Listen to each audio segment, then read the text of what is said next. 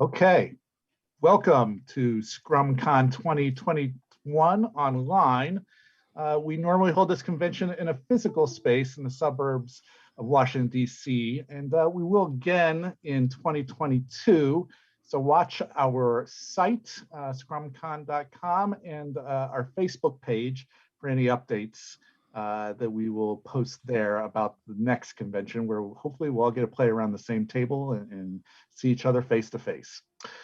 Today's workshop is titled Games Are Supposed to Be Fun, and it's presented by the inestimable Howard Whitehouse from Rockland County, New York, by way of Birmingham, England. Howard has been in the hobby for over 50 years, and he started gaming in the 1970s in an era when you often had to resort to writing your own war game rules because there just weren't that many out there. And Howard confesses he and his mates wrote a lot of bad ones. But with practice, he got better at it. His first published rule sets started appearing in a variety of wargaming magazines in the 1980s. But his first sort of published rule set, there's a bona fide released as a standalone edition, was his game Science versus Pluck, which came out in 1987. Since then, Howard has released more than 20 games published in pretty much every genre you can think of, from caveman clashes to sci-fi skirmishes. He's currently working on a rule set tentatively titled Chainmail Bikini, which feels apropos for the overarching theme of fun guiding today's workshop. So enough from me. I'm going to turn it over to Howard. Welcome, Howard. Thank you, Joe. Thanks very much. And I'm glad to see everybody, or indeed not really see anybody for right now. I think at some point, Joe will tell you that you can at least turn your cameras on so we can discuss things.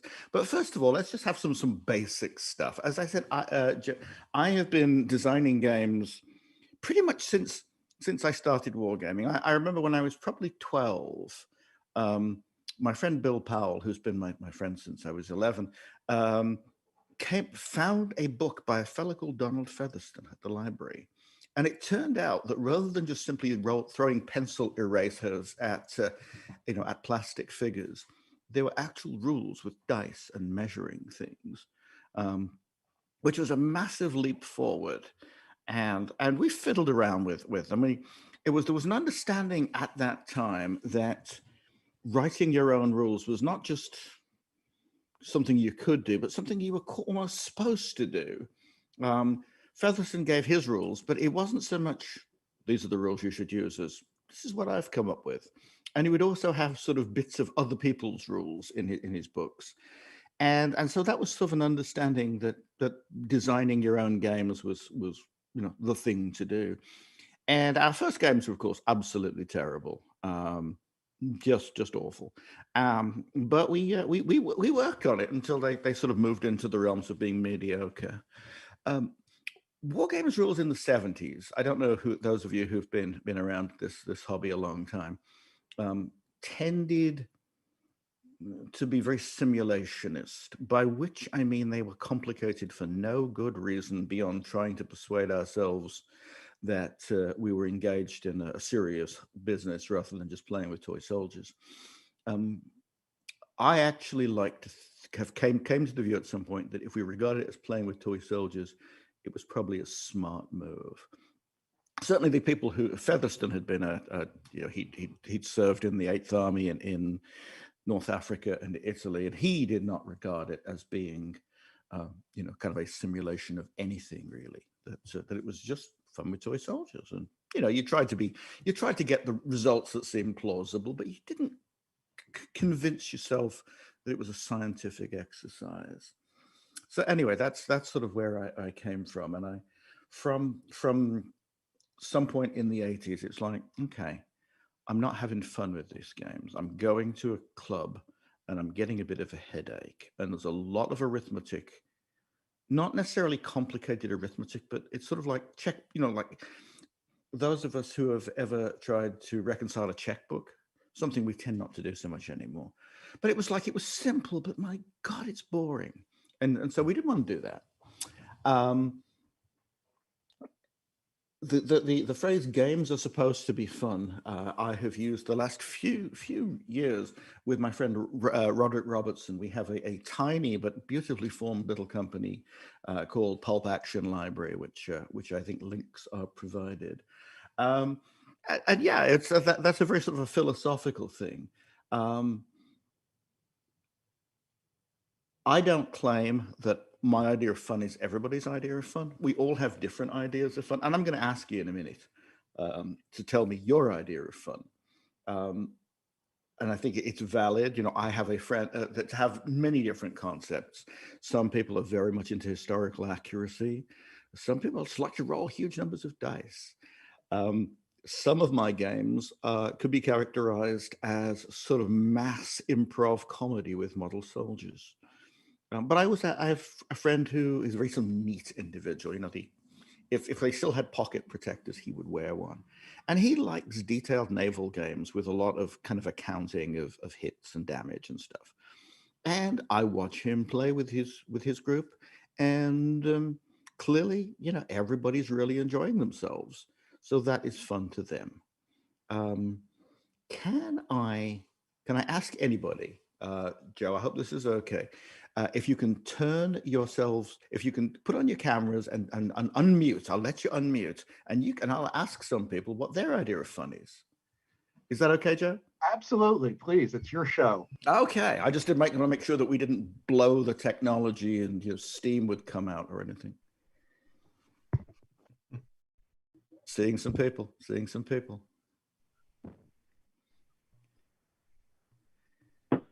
Okay. Hey everybody! I do like it much better when I can actually see who I'm talking to.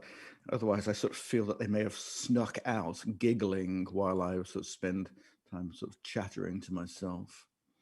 Okay, and so we've got some of you are muted, some of you aren't. That's fine. I'm going to pick on Nick because I've known Nick from a distance for many years now. Nick, how would you carry it? What's fun for you in a war game?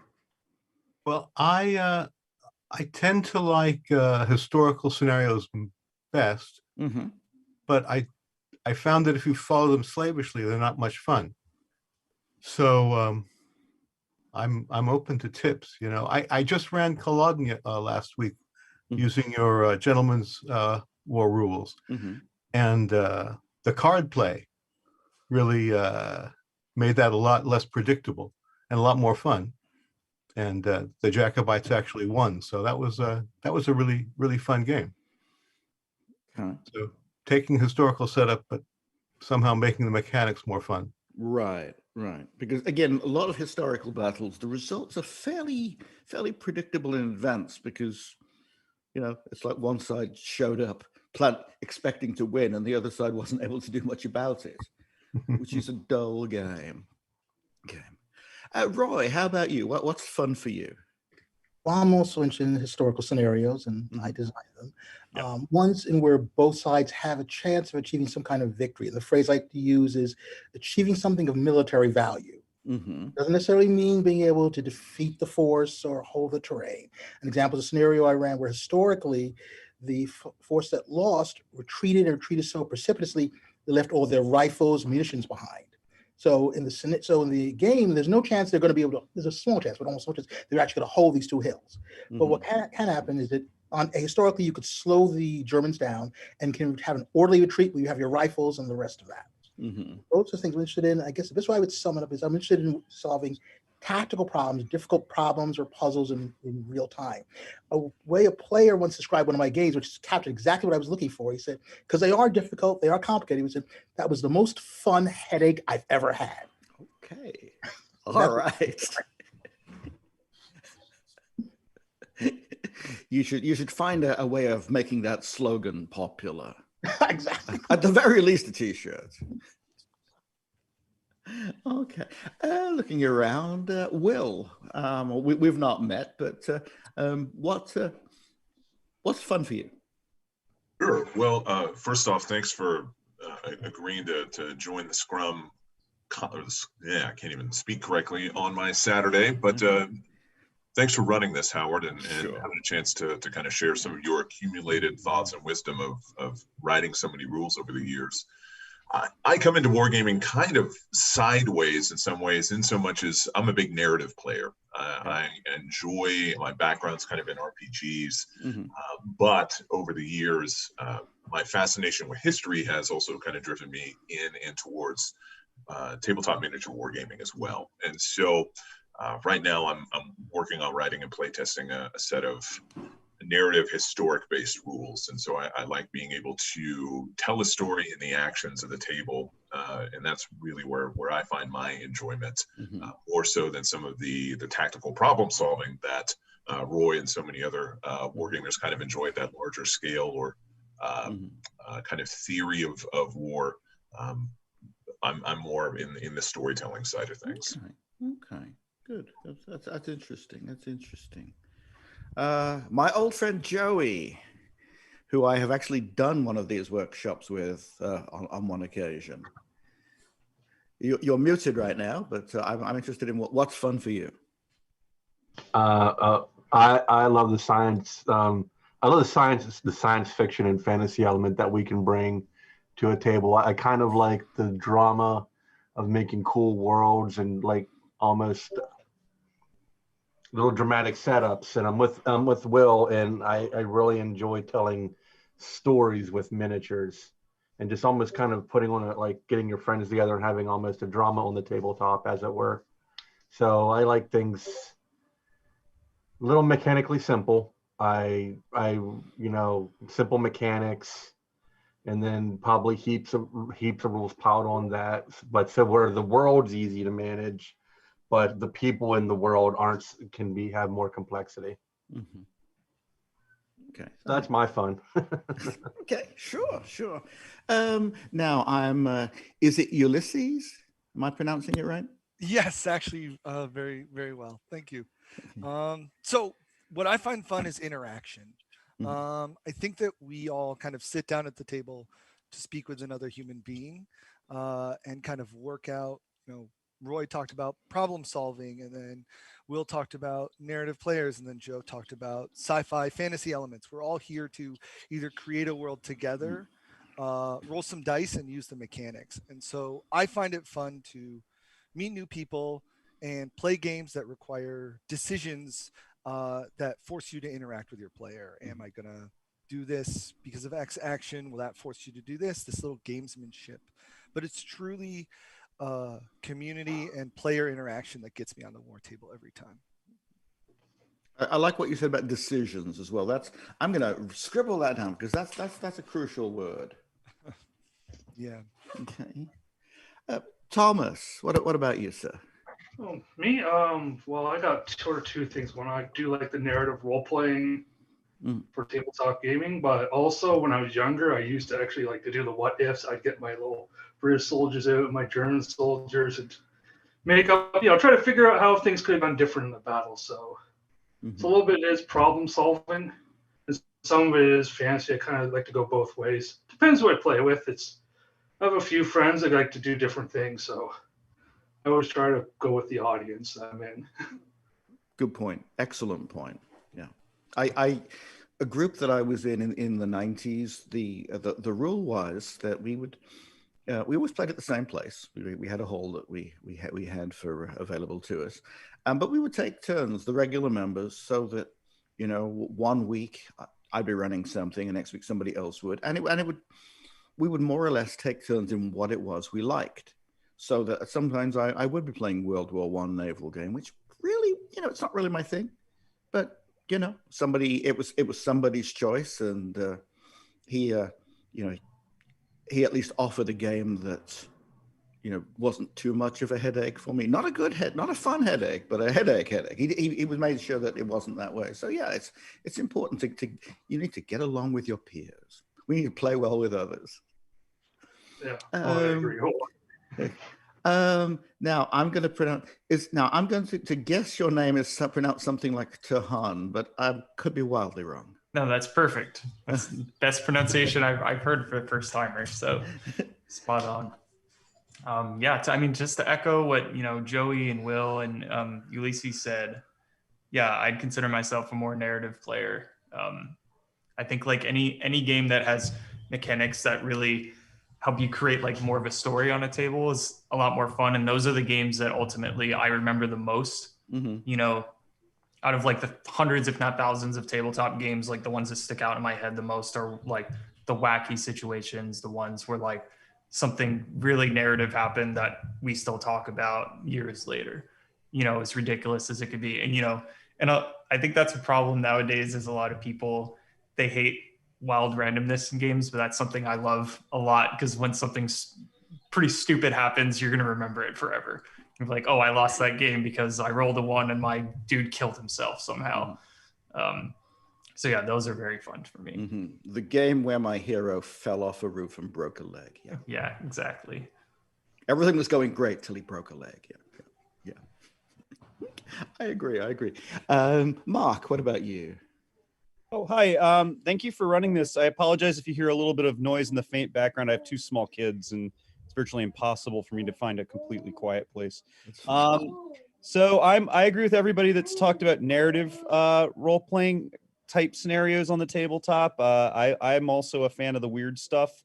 So the PCs get turned into bugs and have to deal with a bug scenario or something like that. That kind of stuff interests me. I also really like some of the scenarios to be non-combat. I really like the idea of solving riddles, solving problems in between. I kind of come from this also from a World of Warcraft sort of MMO RPG. So a little bit different where you have these boss fights and you have scenario-based rules. I apologize. Don't worry about it. Don't worry about it. Anyway, so yes, I'm very into the narrative-based stuff. Thanks. Okay. I'm reminded of a Zoom meeting I was on a while ago with the assistant principal of a high school, who was very, very efficient and very, you know, she was at home, but she was dressed, you know, in professional clothes, except that she has a 5-year-old running around like a maniac behind her. And I thought it was hilarious and actually very, very humorous. You know, it's like, yeah, you know, we just do our best. We do our best. Now, here's somebody whose name I'm going to mispronounce. It could be Quint. It could be Quinte. It could be something else. It's Quinty. Quinty, so, okay. Yeah. So I'm a big fan of like doing like narrative and then also quite like tactical games. So at the moment, like I'm trying to run like an RPG campaign with war game mechanics. So that's my sort of thing. Okay, cool. That sounds interesting. That's something that I sort of like to do as well. And I think the last one I haven't spoken to is my pal Bill Molyneux. Hello, everybody. And Roy, if anyone wants to play a game, when Roy is running a game at an HMGS convention, sign up fast because his games get filled and then he has 20 people watching them and you need a machete to get by the war game table. And it's great to see Roy here. So for me, I like fun, fast war games, 1-page rules in 12 font, 54 millimeter. I recently sold and gave away all my 15s and 28 millimeter figures, literally thousands of them. And I'm doing everything in 54 millimeter scale using Howard's rules boiled down a bit. And I do everything big, at least 1,000 figures on the table and in 54 millimeter scale. And I also try to do themes, movies. Michael Caine's first military movie is a hill in Korea, for example. Most people think it's Zulu. It's a great Korean War movie, and it turns into a great scenario. So I'm more theme-based historical on old style movies, and 55 Days at Peking, Remember Gordon. So that's my my totally different world. I don't do too much RPG stuff, and I do make some board games as a side hobby. And that's about it for me. And Roy, I hope to see you soon. Hope to see you too. Okay, thank you. Okay, thank you, everybody. So now I've heard. Joe, do you want to chip in? Okay, I think. Hold on, I'll chip in. Okay, go chip in, because you know I'm not. I'm lurking in the I'm background. going to drag you like the mafia. I'm going to drag you. That's right. No, I, probably if most people here, I've been doing this the least amount of time. I came to Wargames very late in life. I've been doing it for about 5 years, but I became so passionate about it. I started the Scrum Club, and then we started the Scrum Con. I really love games with narratives in them as well. And like Bill, I usually take my inspiration from something like a movie or a story I've read. I put together a couple of, which Howard, you played in a Conan-based war game. I was wildly incompetent, I recall. Yes. Well, that's you were not incompetent. It's just that's the way that game goes. There's a lot of good luck and bad luck, and which I think is fun. As someone else mentioned, it's when things go awry that sometimes provide the most enjoyable moments where you get a curveball thrown at you, and you have to think on your feet and figure out what you're going to do next. But I like games with a lot of story in them. And that probably comes a little bit from my background, as a teenager playing role-playing games. But I quit gaming altogether for decades. I'm one of those people who went into a gaming hibernation for most of their adult life, discovered some box, in the basement, opened it up, and it's like, oh my God, I remember how much fun this used to be. And so I've gotten back into it. So that's sort of where I fall on the spectrum. Okay. All right. So now we know what fun is. And as we'll have noticed, every single one of us has a slightly different variant. Some of them are quite different, and that's absolutely fine. There are two things I would say is, first of all, work out what is not fun, what you want to exclude from your games. And secondly, how to get to the place where the games are fun. If I had to list, and I'm not going to ask everybody this, but I will ask you if something particular, the things that aren't fun in games, for me, and I think a lot of these are not fun for anybody. When you pick up a set of rules and you have no idea what they're on about, you read the rules and they're just kind of mysterious things. Ideally, they should be in as small a font as possible. So that you cannot read the bloody things, and they should be constructed. You know how sort of the kind of cheap end of the assemble it yourself furniture always has many sets of instructions, preferably in 12 different languages, none of which the writer really speaks, and so that they're all tiny, and you're sort of reading this thing. And you're trying to work out what the hell it means. And it doesn't seem to connect with anything that you're trying to do. I remember back in the 70s, the Wargame Research Group. Anybody remember Wargames Research Group rules? Yep. Okay. Some of them are, they're still around. In those days, there was that kind of element where men in the 70s didn't type, more or less. So you would get somebody else to type, your mother, your sister, your girlfriend, whoever the unlucky one was who's willing to type it. In fact, really the best ones are, like have this obvious sort of old manual typewriter, then mimeographed look, which is just fantastic. But what they would do then is that they would find problems with the rules that they were already typed up, so that on page 1 of the rules you would have squeezed in somewhere, you would have errata.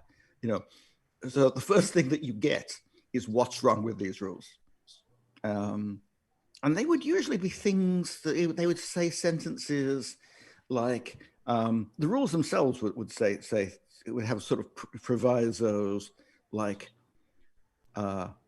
light chariots, parentheses, not in winter or rough going, close parentheses, or cavalry. And be like, what? And then the errata would change the cavalry to elephants. And so that you would actually kind of have to go through the rules as you just bought them, but you go through them with a pencil, because this might change still, and cross out the wrong bits and put the right bits in.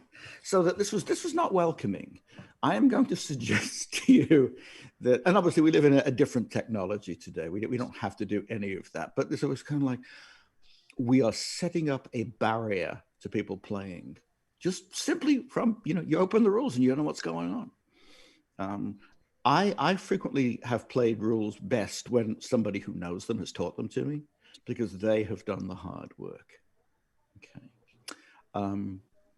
I am not a mathematician. I can do, I can do arithmetic. I don't really want to do that much arithmetic. If I remember a set of rules that my group that I was in the early 80s had, and by the standards of the time, they were pretty decent. But to do like nobody wanted to take a morale check.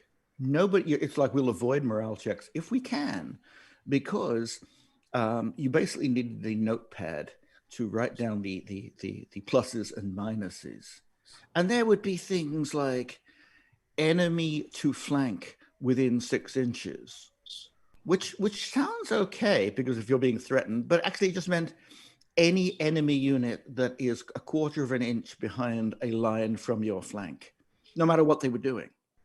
So that would then cause an argument. Does anybody like to argue for fun? Raise your hand if you just love to argue with people for no good reason. Okay, not seeing a lot of hands there. I knew a fellow once who said, if I'm going to have an argument, I'll go to work because they pay me there. And I think there was a lot of wisdom in that. Ideally, you don't have arguments at work either, but at least he was getting paid. And yeah, I don't know a lot of people who do like to argue for fun. And I know Bill does know somebody. And I certainly don't want to meet them. I think that, the whole Monty Python sketch about room for an argument, just go to that room, pay your money, have that argument, but leave me out of it. I'm going to ask, raise your hand if there's something that annoys you that you can tell us about. Okay, Bill. How about the rules lawyer player that shows up at your game, and even though it's 54mm plastic figures and 1-page rules, he goes on and on about where's the flank, where's the grenadier modifier, and just destroys the game for everyone. Yes. You told me about this one particular instance that just sounds disastrous. I mean, just terrible. I think we've all met rules lawyers. And obviously that's kind of a personality type that we probably just want to avoid. When you kind of create a game, it obviously you can't affect everybody who will ever play it, but you can sort of discourage this behavior sometimes, just sometimes. I noticed that in the kind of the 70s type of rules that were quite complex, there was plenty of room for those people, plenty of room for them to jump in and take advantage. And the essence of a rules lawyer, there's a difference in people who analyze the rules and people who know the rules. That's fine. But people who are always looking to take advantage. No, a rules lawyer will never point out something to his own disadvantage. The rules lawyer is never going, you could do this if you did this, or no, I think you get an extra +1 there. You missed that out. They never do that. And yeah, so it's difficult. There's not much we can do about rules lawyers because we're not allowed to kill them. That's just not allowed to. But we can do everything we can to avoid them, and we can certainly not encourage them by providing a game that is just perfect for them. I think actually part of Bill's the problem for the Bill's game was that actually there weren't enough rules for him to mess around with, and that was just infuriating. So, that's just one. What else is annoying? Mark, did I see your hand raised? Oh, you? No. Okay. All right. Probably, was probably I am Gary, and sorry I don't have my camera on because I'm in bed with a herniated disc at the moment. And I also had some network problems. I get thrown out and have to reconnect all the time. But yeah, I was trying to say this about rules lawyering. Yes. We actually had almost our gaming group here in Oslo collapsed because of rules lawyering. We were playing Napoleon's battles for many years, and if you've used to seeing the Avalon Hill rules with like paragraph, subsection, subsection, subsection, and even though they did spend a lot of time refining them and proofreading them, and of course, as you know, the most important thing about rules is to have a good proofreader.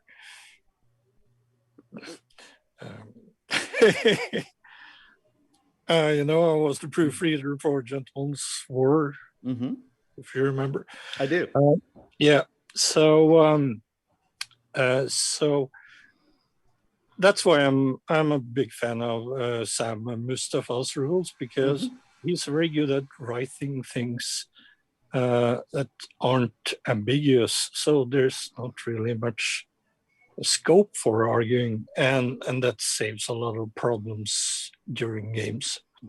So if you know how to like explain yourself clearly, so there is like no barkeries to be barkeries, that's a good word. Yes, be a little bit cruel, and I think that is one thing that will make your games much more fun. It's a good example. Good example. Anybody else have things that particularly bug them? Will, I see your hand. Yeah, I think I have two things that come to mind. One is more the oddball social dynamics that sometimes we run into just in this hobby, you know, in the very broad sense of the hobby, whether that's strict military miniature wargaming, whether that's more of the sci-fi, fantasy, what have you, kind of gaming communities, and then bleeding all the way into the tabletop role-playing world. There's a lot of us geeks in these worlds that can manifest in some kind of socially unpleasant sort of ways that I think we have to be aware of and be able to self-police, whether that is rules lawyers who don't provide a lot of fun for everybody else, whether unless you're in a competitive tourney setting, which I know a lot of people enjoy games like that, or if you're really focusing on solving the tactical puzzle. Like I love the way Roy described that. But in more casual settings, man, that can turn people off to the point that Gary was saying.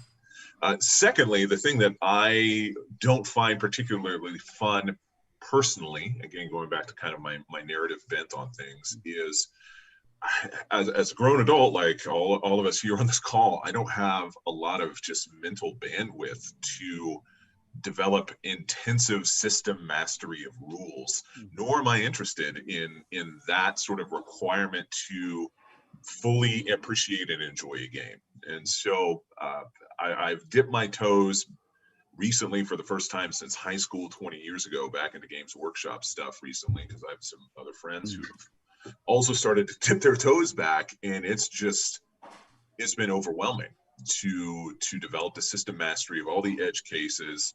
I can see how that's rewarding for certain types of players, but for myself, the rules that I mentioned, I'm playtesting right now. I've gone hyper focused and hyper simple in the sense of to Bill's kind of anecdote about grenadier and flank modifiers. It's for every action in the game, for everything you're going to roll, there's a single modifier, there's a single circumstance that will give you that bonus. And so the hope is that it doesn't require system mastery to have fun, because I think sometimes those can be at odds. Yeah, the whole I have been taught games on the whole you shouldn't have done that because approach, which you know, it's like apparently I learned the game by having the crap beaten out of me. Now I got you because you didn't realize this rule, which again in a tactical problem solving circumstance or in a competitive tourney stance, those are table stakes.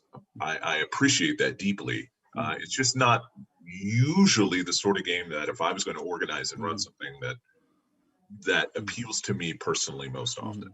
Right. Different strokes. Right. And again, there's that whole kind of, now you're playing this game with me. I want you to have a good time, so we'll do it again. Which won't happen if I just you sit down at my table and I victimize you. Yeah. And that I think speaks to the social dynamics that can be a challenge in our hobby as well. Right. I think that's true. Nick, you had your hand raised. You're muted. You're still muted. I'm muted. Will kind of touched on it. I hate running games where people trash talk each other and are just rude and aggressive and, curse the other person's dice. It's just, I think we should all be gentlemen.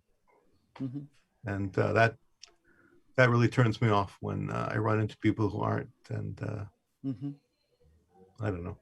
Yeah, sure. Absolutely. Absolutely. I mean, it's, again, it's like, especially if I'm going to get in a car and drive somewhere, it's like nobody ever said, I'm going to drive 4 hours for a bad time. It's just, no. And I think a lot of us really enjoy the social aspect of gaming, partly in the game itself and partly outside it.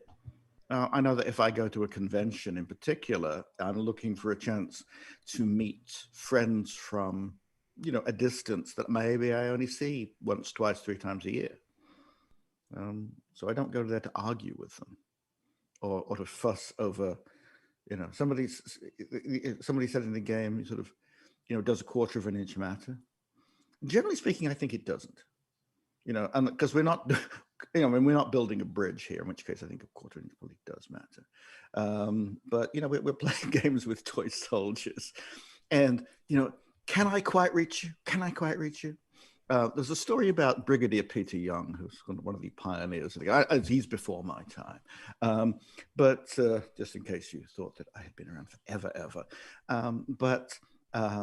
I think this is one of Featherstone's stories, that they were over at Peter Young's house. And he set up this big 18th century table because that was his thing, his giant table. And he launches a huge cavalry charge, and it does not quite reach. And I think it was probably more than a quarter of an inch. I think it was, kind of, you can put your hand in there kind of thing. And he said, okay, so we're in contact. And Featherstone says, we're not in contact. There's this gap there. You didn't reach me. You guessed wrong. And so he says, well, look, I can jab you with my swords. And Featherstone says, you really can't. You didn't reach me. It's not. Whereupon Peter Young, picks up his side of the table, and everything falls forward. But of course, it's a complete mess. And it's a funny story, but you wouldn't actually want to have been there, would you? It's sort of like, yeah, that probably wasn't a good time. Don't lose your temper in the middle of the game. One thing I thought about in terms of devising both the rules and presenting an event, there's several different sort of levels. Raise your hand if you've written any of your own rules. Okay. Good. Yeah. It occurs to me, first of all, some people write rules completely from scratch. A lot of people will house rule an existing set or modify an existing set, and that's all fine. That's all fine. The first sort of level, I think, is just writing rules for your own use. There's a lot of solo gamers, and if you're a solo gamer in particular, you can do anything you like. You don't have to write anything down if you don't want to. You can change what's in your head. It doesn't matter. Absolutely fine. And the number of people who are a solo gamers is much larger than I would have expected. Partly it's because they live in they live on a mountain in Idaho. Partly it's because they're local, all the local gamers they know are doing something they're not really interested in. I know that if my only access to gamers was to go to the local Games Workshop store and play with 15-year-olds, chances are I'd kind of go and smile, but I wouldn't make it a regular part of my life.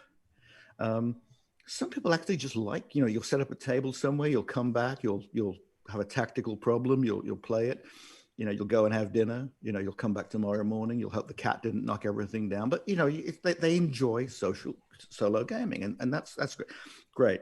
So if you're playing with yourself, you can play with yourself any way you like. Now, I think probably more common is the I wrote some rules for my local group, or I modified some rules for my local group. One of the phrases that I've heard over the years, and people say, well, I like rules on the back of a postcard. Everybody know that expression?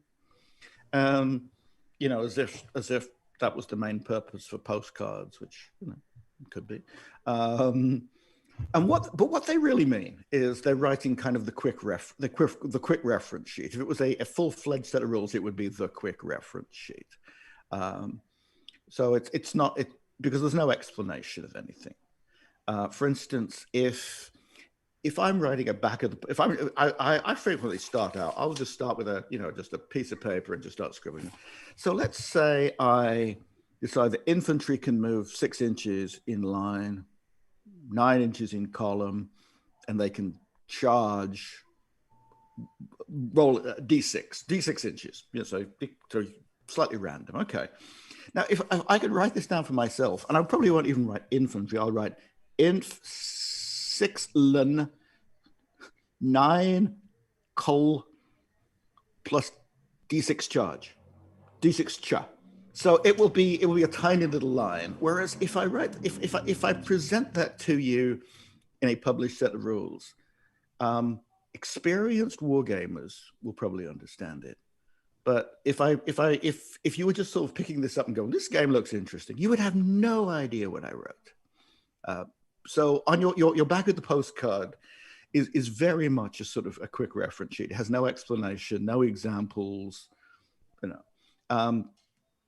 But that's absolutely fine, because it's simply for you and your group. One of the essential features for me about a set of rules is, can it be played if the designer is not there? Because if the designer's with you, you really don't actually have to know many rules. He will probably be a little annoyed if on the 4th turn you ask him exactly how far infantry can move again. Like same as the last turn and the turn before, but he'll tell you. So again, writing for your local group is pretty easy. The next step up, in many ways, is writing for publication. And I know some of you have written for publication already. I know Joey has. I know Roy has. Anybody else? Okay, Bill has. Yeah, you've done all the board game stuff, particularly. Yeah, which is specific. Alex, you have.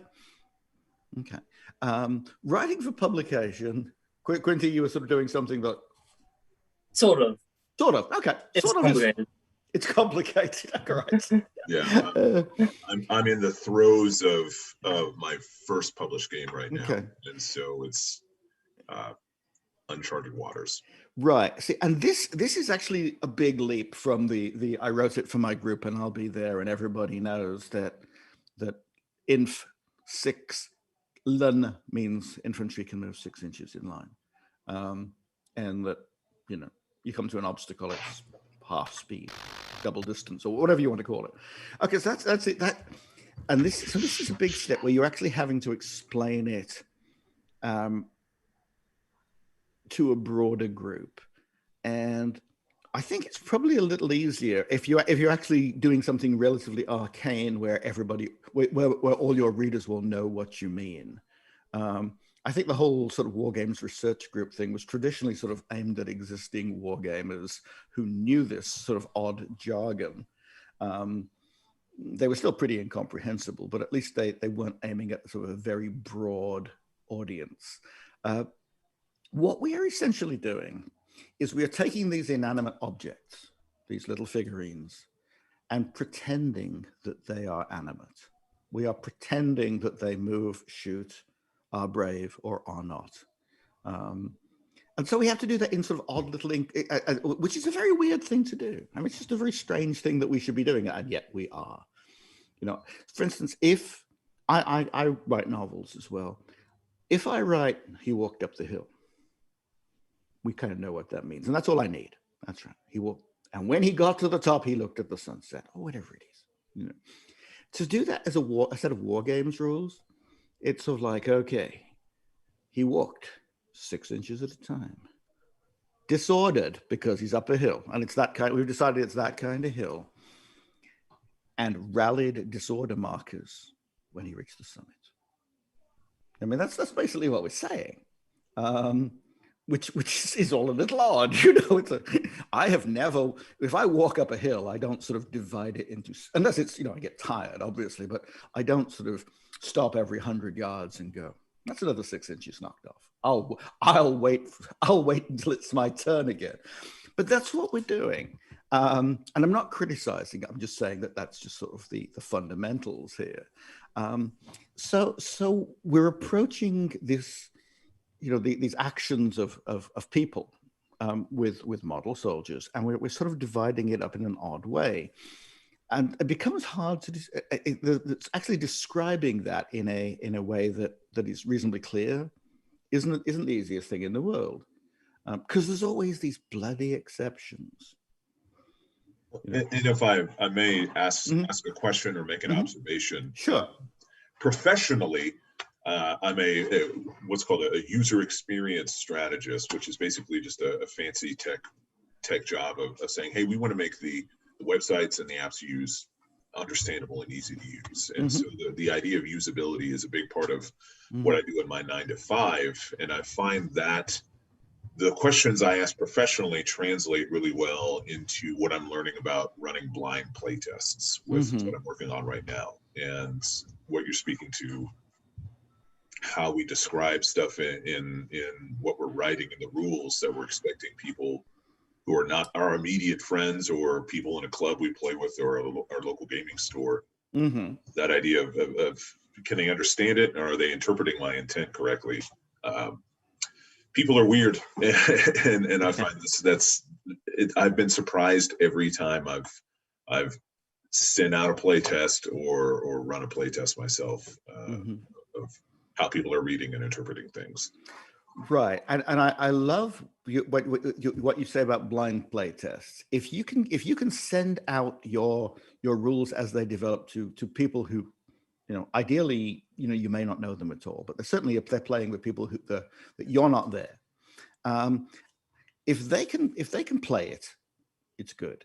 If they interpret it differently, kind of think about what they said. If they improve it, thank them. I have had, you know, rules that I just kind of got stuck at. It's like, that's the rule. I can't really think of another way around it. And they'll come up with, well, what if you do this? It's like, oh yeah, huh. Howard. Yes. Quick thing I like to interject is people that are producing games or rules. I have a ton of games out there, and I have terrible reviews. You go on Board Game Geek, and I have over 50 games that have been published, and a lot of them, people slam them because they're too simplistic. And my games are made for new people to get into the hobby, and they're sold at Fort Ticonderoga and historic sites all over the country. But then you get a diehard war gamer that picks up my game, and they're like Chutes and Ladders. And so if you're producing something and you're releasing it, Dennis Bishop, who passed away recently, is a very famous war game designer, and he helped me a lot. He said, never read your own reviews. And because if you do, you'll get depressed and you will stop wanting to make your next rule set or getting your next thing published. If I didn't follow that, I would have stopped making games, and I wouldn't have a Kickstarter starting next month, in fact. So I just wanted to throw that out to the people that are out there starting to make games. Yeah, there's that whole element of never read the comments section. It's like, who are these terrible people and why are they being mean to me? It also sounds like, because again, we went back to the beginning. What is fun? What is, is that if you're a hardcore board gamer who played, giant strategy and tactics games in the 70s where, the monster game where you set it up and possibly played for 3 or 4 days without bathing, because I was a college student in the 70s. You're probably not going to enjoy a game that is a straightforward, buy it at Fort Ticonderoga game on the French and Indian War. And I think that's more to do with you than the game. I'm fairly sort of upfront about the kind of games I write. I think it's a good idea to do that. If you like complex, detailed games, you're probably going to find some games very simple. If you like simple games, you might find the complex games just incomprehensible. And again, it's what you like. So Howard, I saw your hand raised. Yeah. Yeah, I'm curious. I'd like to get your and Bill's perspective just on guys who, over their adult gaming lives have brought a lot of different rule sets and a lot of different markets, or a lot of different games to market. And then I have a question for another one of our participants as a possible compare and contrast. And tell me to take a hike if you want. That's fine. But that's fine. Are you? This is not a test in Reality's Edge, Joe McGuire. So my impression is, Howard and Bill, you guys have a lot of fun ideas that you want to explore and produce rules for, and you're kind of churning out lots of ideas as they get fascinating and interesting to you. And the kind of opposite, Joey, if I can kind of reference what I'm aware of your work, because honestly I really love Reality's Edge, but you've got this focus on, you took a lot of time to develop This Is Not a Test, and then you really honed that in, and then you've kind of pivoted into what you're doing with Reality's Edge, and it's been more of a focus on a couple of ideas. I'd love to get your guys' thoughts on kind of where and how that creative process has played out for you guys, from a lot of different ideas that you find interesting and are trying to kind of bring to people because you think there's some fun there, versus I've got some core concepts and ideas that I want to continue to iterate on, and where and how your kind of design processes might look like in that. I think what somebody once, and I came up with the concept of butterflies, and I forget what the other one was, but a butterfly is the person who jumps from subject to subject.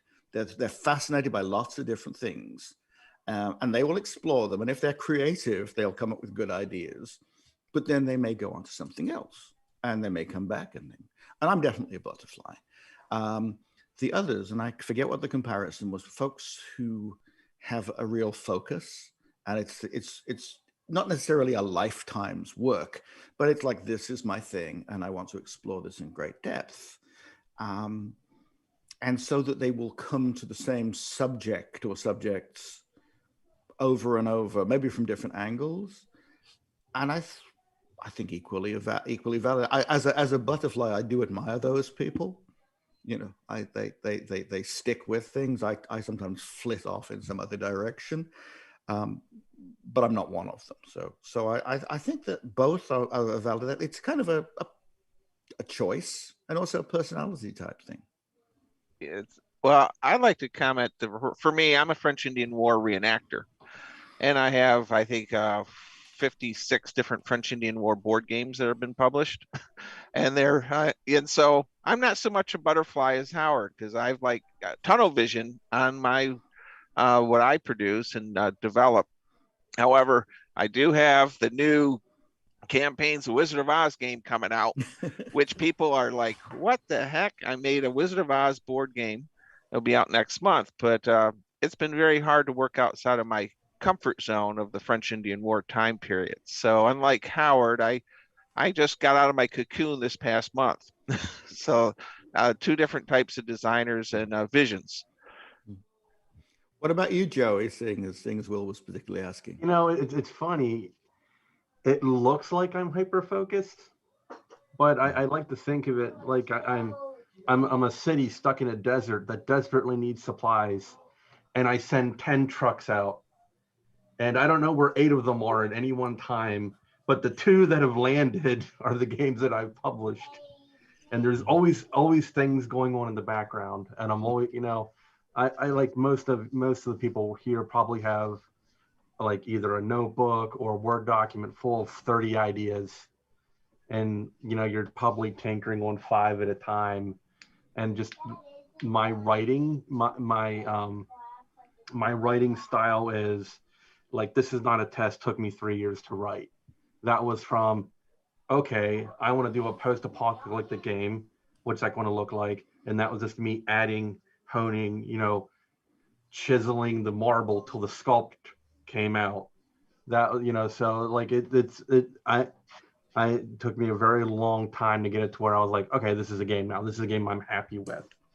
Where other, there's a lot of, especially my style is because I'm more of a hobbyist, because this isn't my full-time job. I like it where I know other war games designers, this is their full-time job, and they will just like I'm impressed by Joe McCullough from Frostgrave, his ability just to get like 2 games out a year just is like mind-blowing to me. Just that the level of productivity, but publish or perish kind of. So I like have my writing, my development, my creative processes. I have time to think things over. The things I do put out have hundreds and thousands of hours put into them, and me just slowly building them up. So that's kind of like that's kind of my creative process. If that helps. I had one quick thought I wanted to put in. Just that, because Howard made me think of it because of the butterfly comment. I think there's a big difference between designing and developing. And like the butterfly designer comes up with tons and tons of ideas and mechanics, and then the developer has, and the playtest group has to push back so that the game doesn't become unmanageable, or else you end up with a Games Workshop game, for example. Constant differentiation of mechanics, constant tiny differentiations of widgets seems like a really great idea at first, and it seems like it adds reality.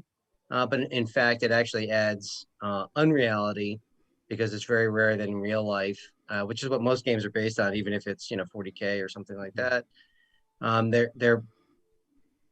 People don't actually think the way that game mechanics are presented. They just have a very simple, like, it either works this way or it doesn't work this way. And the technical specs of something, whatever it is, grenade launcher, doesn't matter. They're totally irrelevant if you're not allowed to fire past a certain range, because nobody thinks it's a good idea. So if you have a 200-meter weapon, that sounds great, and wargamers will be like, okay, 200 meters and 201 meters, it's out, and within 200, I'm in. But if you're low on ammo, your leaders might be like, I don't want you shooting at anything at over 100 meters, because we got to conserve ammo until we can get an absolute kill. So the drive of reality is not constant differentiation. The drive of reality is actually constant simplification if you're actually doing it. So games that have tons of those little things are actually not very realistic. So you can actually make a more realistic game if you take your favorite mechanics, the ones I would say that are the easiest for people to learn, and that might be like a mechanic that Bill how do you say your last name? Molyneux? Wow, that was pretty heroic. High school French. You did awesome. You did awesome. High school French. So a simple mechanic might actually be the right course of action. Whereas if you need some differentiation because of the nature of whatever's happening, it might be a little bit more complicated. You might need some more complicated mechanics, like a gentleman's war charge and melee resolution sequence isn't the simplest one I've seen. But on the other hand, I think the differentiations are really fun, and go back to trying to get the most result out of the fewest mechanics. Would that sound right, Howard? Yeah, yeah. Like most of the time, it doesn't really matter to have, whatever, light cav against light cav is whatever. But we're going to say that if they have a lance, there's an advantage to it, and they just get the +1. So all you have to remember is that there's an advantage in that one circumstance, and then you've got your mechanic. So I think that development person or stage is the critical one for a brilliant designer that needs to have save some of those brilliant ideas for the next game. Good. Oh, good point. You need good friends. point. You need friends to do that for you, so you don't feel like, man, you're crushing all my good ideas. It's like, no, we just want the game to be playable. Yes, I have to say that in the course of developing A Gentleman's War, which for those of you who don't know is very much a toy soldier game. The best game in the universe. It's the best game in the. It's very much a Best toy game soldier. in the universe. And so that was for instance when we were. It's more or less sort of H.G. Wells period, sort of red coats, and it's pre-World War I. But it's a lot less. It's very much a toy game, but we were trying to backdate it into the 18th century, which works generally very well. Except I wanted to have, it's like, well, what if, do muskets need to reload? And I tried various things, and I could tell from my group that this just seemed like a fiddly thing. It just seemed like a fiddly thing. It didn't seem to help. So I dropped it. And so the game is wildly unrealistic in that a musket is pretty much as effective as a breech-loading weapon. It just shoots a shorter distance, which we know this isn't true. The muskets are a lot less effective than a breech-loading rifle. But the ingredients I put in it to make that happen made the game duller. And there is no reason in the world to make a game less interesting. So it's like, well, so it's not realistic, but the result seems, credible and fun. The last thing I want, sorry. Can I interject something? Yes, you can. Yes, you can. I really, this idea of taking away what doesn't make it interesting is, I remember there's a very popular game called Gaslands, which is cars shooting each other, ramming into each other. Buddy, out of the room. Come on. Sorry. That's fine. And one of the simple concepts of that game from its designer, Mike Hutchinson, is every time someone has always made a game with car combat in it, you always have two cars and they always ram each other, right? Sorry, tanks on hand. And they're always like, okay, now we have to back up. This is the rule. There's something in front of me. We got to back up and figure out what to do. And his idea was, no, you don't. Just ignore that car that you've rammed for moving out. And I found that it was almost like this moment of clarity where you can just ignore, is that real? Not at all.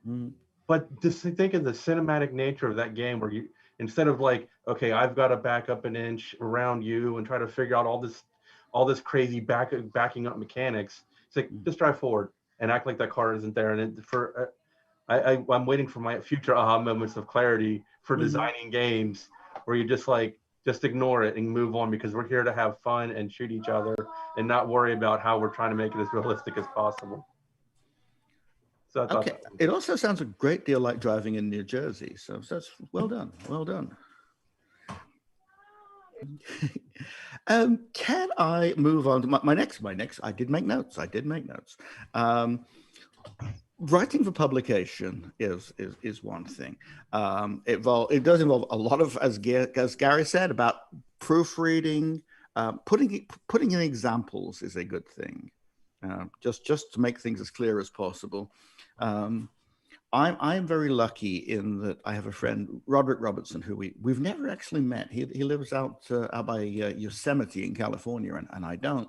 But for years we've had this deal where I write stuff and he edits me mostly by moving stuff around. It's not that I can't construct a sentence. It's that I'll have a thought And then I'll have a second thought. And then I'll have a third thought, which is really to do with the first, but I'll put it down as third because it occurred to me that way. And what Roderick will do is like, well, Howard, he talks like this. I took your third thought and put it with the first thought because they're the same thought. And it's like, oh, okay. Yeah, it's much better that way. It's much better that way. He also writes big chunks of the rules himself. So, you know, he doesn't just do that. It's very difficult to edit your own work. Not just rules. That's true of everything. As I said, I'm a novelist and I write stuff and it seems fine until I read it out loud to somebody, and then it was like, oh, that's a clunky sentence. And because wargames rules are a particular form of technical writing, sometimes it's just hard to spot the parts that you'll spot mistakes. Sometimes you don't always spot mistakes, but you won't always spot. You don't spot the parts that somebody else won't understand because you understand it. You wrote it. So actually writing the rules as clearly as possible is a tough thing. I do recommend writing examples. And what I've tried to do in recent times is actually have like an ongoing example throughout. So it's the same characters, the same unit, whatever applies.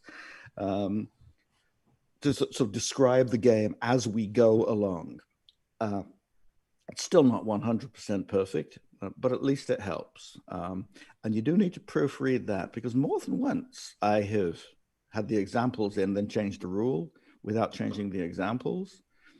And you'll usually get an email or a Facebook message or something saying, well, you said that, but then you say this, which is right. And it's like, damn it. You caught me again. Bill. You can't hear you, Bill. I wanted to ask you on, I get asked this a lot, and people that design games or want to design games, but yet have not, and they're getting ready to, they think they're going to own a Maserati. Like Roy developed a great campaign book on the Zulu War, and I have 3 copies. He signed them all. But I don't see Roy driving up to an HMGS convention driving a Maserati.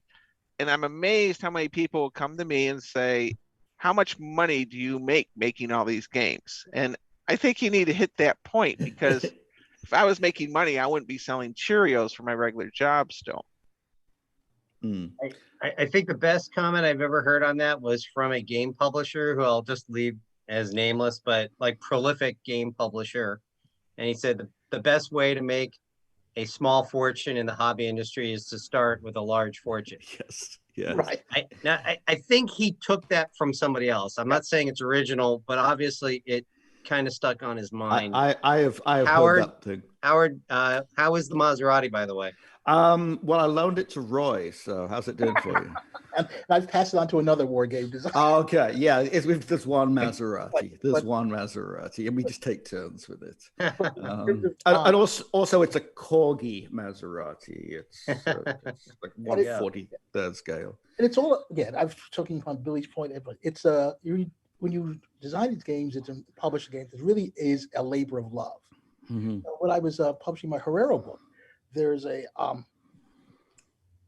so I won't mention the particular company, but they said we'd like to publish it for you. Like, okay, great. And but we want to do all these things, take out almost all the color, do all these things, and you'll make a really good big profit out of it. Like, this is I'm like, no, that's not why I did that.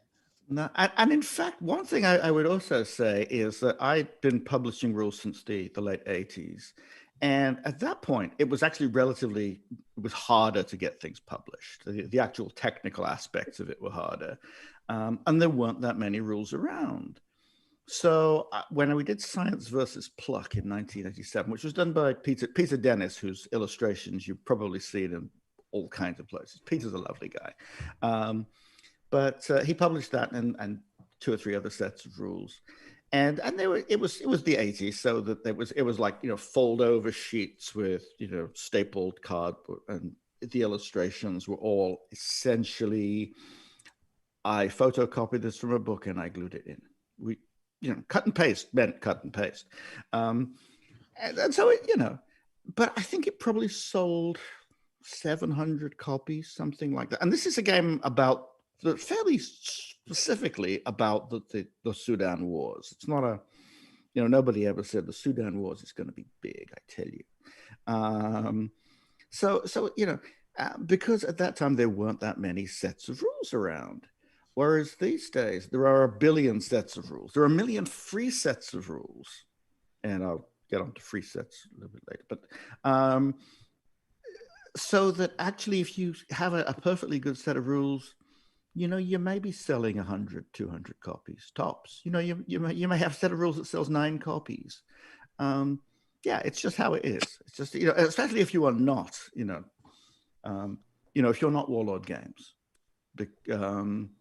Lots of people say, well, these rules are much better than those famous rules. The answer is that might very well be true. And yet that's not really the mark of what gets you to sell rules. So that's just how it is. That's just how it is. One thought, Howard? Yes. I think if someone's going to sell something, because we're kind of talking about like selling rules versus having rules, that you just use at your club or something.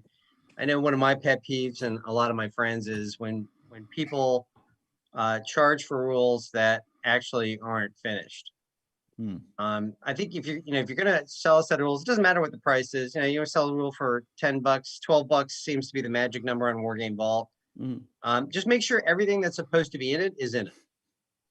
So if it's a shooting period, but you don't have line of sight rules, I'm going to be pissed off at you for not having put in line of sight rules, which is a basic mechanic for a firepower oriented period for my $12. Yeah. Because the principle involved is that you're saying, hey, this is a product and it, whatever, it might not be perfect, but at least it's ready to go. Yeah. You can drive it off the lot. But I think if we, buy a Maserati and it has no brakes and we take it on the street, we're going to be very unhappy and our expectations won't be met. That is actually, that is why I gave the Maserati to Roy, actually. Yeah. I was very concerned about that. Sorry. The novelization reference made me think that I think we have to regard rules writing as a process, not necessarily a destination. There's a point where I guess it's bad form to go back and change your book, like 2nd edition, the hero dies instead of living, or whatever. But I think with rules, you do the best you can. You play test, blind play test, you get it out there, and then after a whole bunch of people play it for a couple of years, you're going to have to do a version 2, which corrects things that neither you nor the play testers nor the blind play testers just didn't catch it. And so you're probably looking at like 2-3 year process to get most of the bugs out of your set of one's set of rules. One of the things that I'm always a bit suspicious of the 2nd edition. The 2nd edition is a good thing if you've really done some changes, or you've added some stuff. I'm always a bit suspicious of it's the same as the first version, but with a different cover. Science versus Pluck has had 3 different editions, but they were 3 releases rather than 3. And people have said, "Should I buy the new one?" And I go, "Not really. I mean, if you already have it, don't." I was not responsible for this, but if you already own it, unless you're some kind of completist or just want to get me coffee money, in which case you can just buy me a cup of coffee. But no, it's sometimes a 2nd edition is purely we have reprinted this, and that's not really the same thing at all. And to take the aforementioned reference of Joe McCullough, I think you can look at what he's done with 2 of his different rule sets of Frostgrave. I think is an example of there's been enough community and then the cumulative total hours of people playing the game and uncovering weird edge cases that after 5, 6, 7, 8 years, I think he was able to kind of circle back and has recently through Osprey released a 2nd edition there that from what I've read from his stuff and then the interviews he's been doing has been very delicate on, hey, you can still do 90% of Frostgrave based on our original book and the kind of bonus extra books that have come out over the last several years. But the second edition kind of puts a bow on a lot of that, and then also addresses some of the weird edge cases, and then just addresses the areas that weren't fun, to kind of take it back to your original point of the workshop, Howard, of, hey, no one used these options, and that's not fun. And so can we tweak that and make this more fun? And then I think you look with his Rangers of Shadowdeep stuff, the kind of solo co-op version of the Frostgrave engine. He last year, and I'm still bummed I never picked up a copy of this, but originally self-published, and then I forget who he kind of partnered with to formally or third-party publish or whatever. But then he went back and did this really sweet deluxe edition of Rangers with this very fancy kind of leatherette cover and super swanky. And both those seems like valid reasons to do a new print, a new release, a new edition that provide value, I think, to the community, rather than it being just kind of like a weird money grab sort of thing that sometimes, like I'm with you, I'm suspicious that, oh, this is second edition now. When we put out a Gentleman's War, you can get the PDF, you can get the soft cover version, which also gives you a PDF as well, and a hardback. And I like the hardback's kind of a good deal on it. It's just but I did try and offer a leather bound copy with gold lettering. You know, it should have been a brilliant idea, and nobody was interested in paying for it. Howard, yes. Here's a quick question. Our theme is games should be fun. Yes. How do you handle two things? One, where the player that's playing in your game, you have the one person that's being a bit of a jerk. How do you deal with that person and not make a big fuss in front of everyone else? You know, you told me this, and I wish I had a good answer. And if I had the other thing also is I don't want to say. Look at Roy laughing his butt off back there. What are you talking, Roy? I mean, the reason I'm laughing is I had that situation and it ended up working itself out. So it's a tough one, and you know, it's like if I had a perfect answer, I would tell you, but then you'd just go, "Why didn't I think of that the other day?" So I wouldn't want to do that to you. It is tough.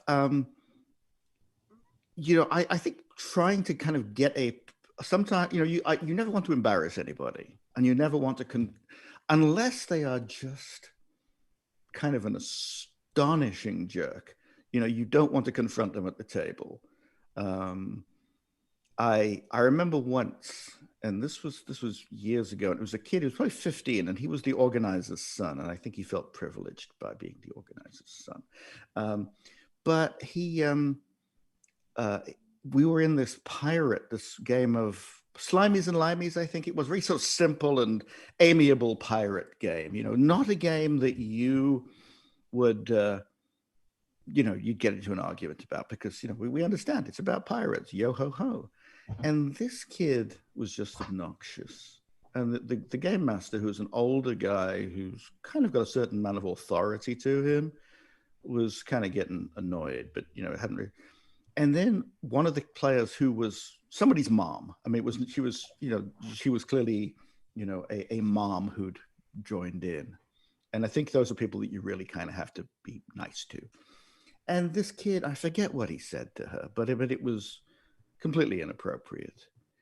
And she looked really, and the organizer just basically threw him out the game right there and then. Just threw him out. And he was right to do so. And, you know, I think that sometimes you can take people aside. You know, you can go, look, this is not this. The people are not having a good time. You know, and if you keep on this, you know, you're going to have to leave. You could do that. I have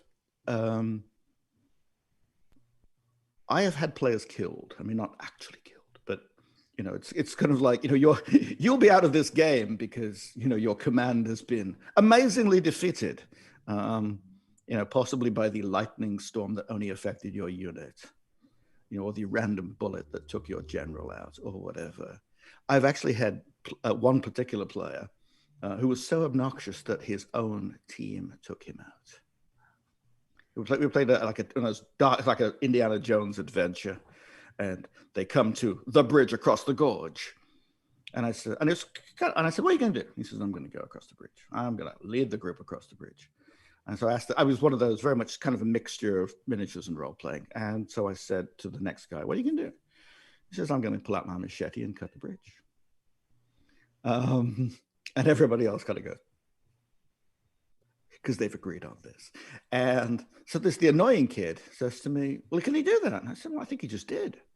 It's like, what am I going to roll a die? Roll 2 dice. If it's double ones, the machete isn't sharp enough. But I mean, yeah, if he says he's going to do this, he's going to do it. So he says, well, what do I do now? I said, well, you plunge off the bridge. Okay. What are my chances of surviving?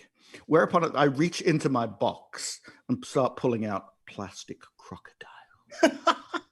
Because I just, cheap dollar store play. Because like, you're gone. You are out of this game. But it's tough. I'm not sure you can necessarily easily solve it with sort of, just that easily. Roy, what was your experience? And the reason why I was laughing about this is that I had a situation where the problems ended up solving itself. Mm-hmm. There was a member of our playtest group who was incredibly obnoxious. Mm-hmm. And it was that bad where if there's actually a mathematical rules, if there were 3 of us or more, we could handle him. Mm-hmm. There's only 2 of us, we couldn't. So sometimes you have a situation where we're getting together. It's like, oh, no one else is here. It's only 2 of us here. We'd wait, not go in, knowing he's there, hoping, is there going to be a 3rd player? Otherwise, we'd leave and pretend that it was canceled. So anyway, because he was that bad. So he's part of the playtest, and I don't want him there. Mm-hmm. I tried to give you an idea, because he was obnoxious and also a real ruse lawyer, and a ruse lawyer, but a point of absurdity. For example, at one point, he's insisting there's something wrong with the rules of my game. Right. I bring out the actual photograph from 1904 of the battlefield. Mm-hmm. Show him it. He stares at it for a second. I don't care. It still doesn't make any sense. Yeah. I ended up leaving where a game was running, which is incredibly tough on the German side, mm-hmm. where it appears as if there's no chance of winning. And it's getting harder and harder. And eventually he decides he's just going to leave. Mm-hmm. Ends up leaving. Someone else takes over. The Germans end up winning.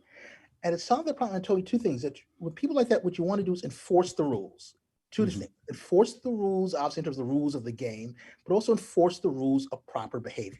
Right.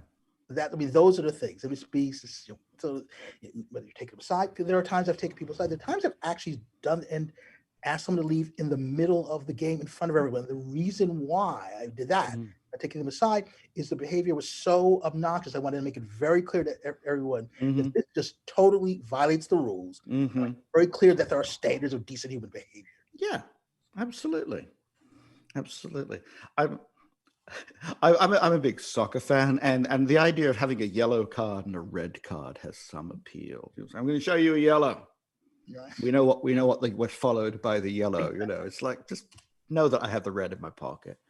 I think a couple of the things that come up most, because let's set aside people who are, ready to be taken out in a straitjacket to the to the rubber room, right? Because everybody has a couple stories, like that if they game long enough. But if you're just with your bunch and a disagreement arises, there's the reminder that it is a game and it's supposed to be fun. I think you can ask people because typically they don't play the rules often enough to know them well. Most board game groups, they meet, weekly, monthly. They rotate their rules.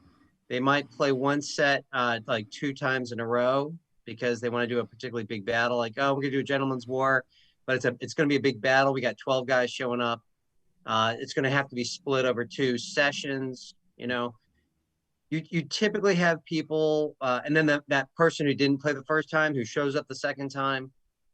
So what was the intent of the person making the decision on the rule that you inadvertently wrote incorrectly, which can happen, right? Oh, you know what? That's a great point, Roy. My intent was that this would be the case, but you're right. It does not read that way. So please accept my apologies. And then, does anybody need to fiddle with their stuff because I wrote this incorrectly? And I'm trying to get an intention done here that you can you can't move up and shoot and get the alpha strike. That's my intent, is to prevent alpha strike with muskets I don't think you should be able to do that. Mm-hmm. So I think when you get into the intent and then make a decision, you can usually solve most of the disagreements that arise. And then in the end, if it's really legitimate, like you put the ruler down, you're like, boy, that is so close. Mm-hmm. Hey guys, you're just gonna have to dice it off. High die wins. Mm-hmm. Yeah, good answer. Or machetes out back. I mean, whatever. Absolutely. And then you shut the door, you lock the door, and just continue the game. Yeah. My next point was the difference between kind of writing and presenting a game, the whole publication thing, which is mostly for people playing in small groups, playing at home, playing with a friend, etc., and the whole public presentation, the convention game or whatever, which I think is there's a distinction that we sort of need to know. First of all, when I do start with a convention game, and first of all, when I write it up for the PEL, and this is again, this sort of seems to help. I usually write up the what it's going to be like to give the mood of the game, because what I do not want for my games, just for my games, is I don't want somebody who does not like this kind of game to show up and assume it'll be something else. For instance, because my convention games tend to be fairly raucous, that I will write something that's funny. I will write it in that way, and I will say, like for a gentleman's war, which again is very sort of Victorian, bring your own claret, or H.G. Wells has been invited, or something like that. So, because what I don't want is the guy who really wanted to be playing, I don't know, I always use the example of 1/300th Battle of Kursk, something that's completely the opposite in every respect, just very sort of small, detail-oriented, probably involve some calculations, because he's not going to have a good time. And he may, depending on his personality, he may prevent other people having a good time. I remember one occasion, and I was running a pirate game, and this was a pirate game with big ships. If your character got wounded, which is very likely, you got a plastic hook that I bought from a joke shop. If he got like a second wound, he got an eye patch again from a joke shop. If he got a third wound, he had to stand on one leg till he fell over. I don't recommend this because they will fall onto the table, but that's a separate issue. But anyway, so you can tell what kind of game this is. But anyway, there was one fellow who had recently been around HMS Victory and was full of naval details. And he wanted to know why in this game there was no differentiation between a 24-pounder and a 32-pounder. They were just big guns, because clearly the difference mattered to him. And, I'm sure that there is a difference, and if I was doing like a big battleship, line of battle game, those weight of broadside stuff. Yeah, sure. But for God's sake, I've got a plastic hook in one hand. We say "arr" every 3 minutes. Do you think I really need to make careful distinction between multiple kinds of naval gun? And he kind of got that, or at least he calmed down, at least he quietened down. So yeah, I think because when you gather at a table, you want a group of people who are on board with the same idea. And again, Bill's rather discouraging example from the other day is, this not working. But you want people to, so, and again, if I'm there for, if I've had 9 beers, and just kind of just buzzing, you really don't want me in your Battle of Jutland game, because I'm not going to 9 beers blitzed with plastic hooks and eye patches. Yeah, you don't want me in your Jutland game. You do not, because I'm going to be a pain in the rear end. I'm not going to understand anything, and I'm probably going to wander off and forget what I was doing anyway. Yeah, so you want the right group of people. One of the stories I sometimes tell is some years ago, probably in the 90s, so a good few years, at NashCon, which is a nice little convention held in Nashville. It's held on Memorial Day weekend, so it's getting warm in Tennessee. And the room we were in had the swimming pool was direct outside with a big picture window. And in front of the picture window, the guys playing computer-moderated Jutland were gathered. And, so we're talking serious pocket protector kind of game. Very, very neat people, very detail-oriented. And so that they're playing this. And within about an hour, a women's aerobic group starts doing their thing outside up by the pool. And half the gamers are going like this, because you know how gamers are. They're just really kind of cave people. And I'm trying to just kind of like, just kind of, we're playing, guys, just kind of stop staring. It's really embarrassing. But afterwards, I asked my friend Gary, who had been playing in the Gentleman game. So I said, what about the event going on behind you? And he went, what? Nobody at Jutland had noticed this because they were deeply immersed in their game. And that's just how it is. So that group, is very immersed. They're quiet, they're detail oriented. This is their game. And you want those people. And you don't want the guy who's leering at women in leotards. You just don't want him. I'm not sure you want him anyway, but so you have to get the right group. Generally speaking, convention games, if occasionally I'll see something saying, you must know this set of rules. Maybe that works. I don't know. But certainly for, like competition games, it obviously does. But generally speaking, I think that you should assume that people need a simpler game. They need a game with more action, like action early. They need something that's very participatory. I like games with cards, but I don't want to play a game in the cards that I know that, that there are 10 players and that when my card comes up, I'll act, but then I have to wait for 9 other players. Because I'm going to spend a lot more time not doing anything. And if it's a small game, if there's 3 of us or 4 of us, and so I act, and then 3 other guys will get to go, and then just depending on the sequence, But that's one thing. But if there's 11 of us, 10 or it's going to be just grim.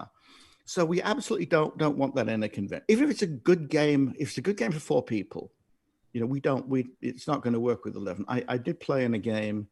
In theory, it looked great. It was set in Victorian London. It had all kinds of vampires and Sherlock Holmes and stuff. It sounded like it ought to be fun. I mean, the games like that are not, careful simulations. But they had only tested it with their own small group, which is about 4 people. And of course, there were 12 or 15 people there. And it broke down almost immediately into this, oh my God, it's never going to be my turn. Eventually, the woman next to me who was on my side started shooting at me just because she could. And I said, why are you doing that? She said, it's kind of a mercy killing, isn't it? And the organizers, I really felt bad for them because they knew within about 5 minutes that this was not going to work, but they didn't have a workaround. There's just no way.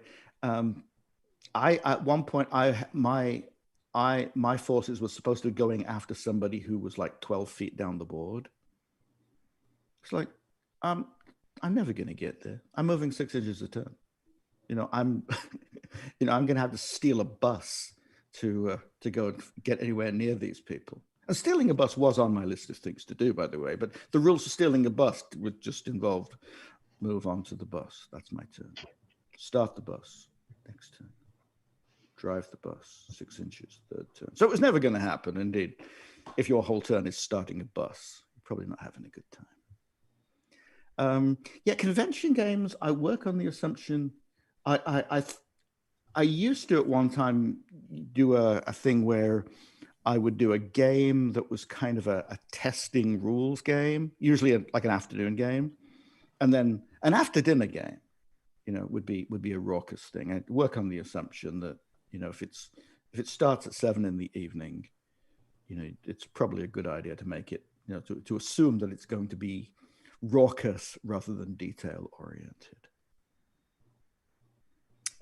Anybody else have experiences with running sort of convention type games? Yeah, I think for for the love of all that's holy, please play test your convention game with a group of people, even if you just have to bribe your wife and your kids, something, because you're going to, it's very rare unless you're doing a spin on a scenario or game you've previously done, which I think is a great idea, because you're just developing your scenario concept from the last time you did it. Mm-hmm. But if you have never played this scenario before, I don't put it in the convention, because then what happens is you make this terrible mistake and you're sitting there like, well, if I make a decision that saves the game from being a disaster, all of the people on that side will now be mad because they thought they were about to win, but it's really the fact that I wrote the victory conditions incorrectly. You know, it becomes one of those send Lord Raglan towards the hill, but you didn't define which hill was the victory condition. And now you have a debacle instead of a, clear-cut case of victory. So, you can never have enough wargaming acquaintances to try your things out on. And remember, the best part is if you try it out an acquaintance and they don't like you afterwards, you don't have to talk to them again. But if it's a friend, you got to reconcile all these things you just did. Well, that's a great point. I had a friend who was playing a Napoleonic game at a HMGS convention, and I walked by him at 10 in the morning and his figures were there. I walked by him at noon and brought him a hot dog, and his figures had moved 6 inches, and at 5 o'clock they had moved 12 inches. He was playing a giant Napoleonics game, and the game master hadn't play tested it with 15 people, and so it was at a snail pace. So you made a great point. So can I ask you guys a question about these convention setting games? Because you're talking like, hey, we've got like 12 people rolling up to play this game. We've got tons and tons of folks. Are these trying to bolt on big multiplayer games onto a core kind of rule foundation that's built for 2 to 4 players, or are y'all just subdividing 2 opposing forces into however many people walk up to these games, kind of drive-by style and conventions? All my tabletop miniature gaming background, like I've yet to go to cons, and so they've all been kind of like local gaming stores or just kind of friendship, acquaintanceship, hey, let's hang out at your house this weekend and play sort of things. There is a way to like, if you're pressed for time, like Howard's like, Alex, I was going to run a game on Wednesday. My stomach's killing me. Can you throw something together? One thing you can do, and I have done this successfully, is you take 3 small scenarios that you've played a number of times and you just put them all next to each other on a long table. And then you just tell people you can't go to help your partner until you've completely won your portion of the battlefield. And that's one way to play. It's like you haven't play tested it, but you've played the game separately. And so join it. And most battles can be subdivided into at least 2 distinct areas. And when people say, yes, but my elephant can shoot 7,500 yards, it's like, yes, but they don't have orders to do that. They have orders to support this specific group over here. And that's why you have to fight over there until those Russians are destroyed. So it's a way to do it. Again, not your ideal, hey, I've played this 3 times with people. But Howard's initial comments, I think, are still, the goal of running a game at a convention if you have the time and energy to do it all. Roy, you had your hand raised. Oh, yeah. So 2 things in terms of Will. Gary, I'll come to you next. Okay. So Will, in terms of your question, is when these disasters happen, it's usually situation where you have let's say you've got 16 units on a side, designed for 4 players, so each player's got 4 units. But now if you've allowed 16 players, each player now has only 1 unit, and so now as units are activated, that player now has to go through until 15 other people have gone through before he or she gets to play again. And that's how these disasters will happen. And also the emphasis in terms of Howard, you mentioned about the necessity of playtesting, especially just in terms of that the people come, there's a certain ethical responsibility. People come to your convention game to have fun. That's all else. and they can't have fun if it's not been play tested. I was in a game, it was a Zulu game, and I'm seeing the person running it, and they're counting the number of Zulus. So I initially think that what they're doing is seeing whether or not, they have all the forces, but then I realize that they say, oh, that should be about right. Is they're deciding on the play balance right there 2 minutes before the game's beginning. So, yeah. So, yeah. One thing I would say, Gary, you were about to say something. Yeah, I was going to say that, in my opinion, it's a big difference between when you have rules that have to work like one person playing with another person, and on the other hand, you have party games. For instance, like Science versus Pluck, which I'm really a big fan of.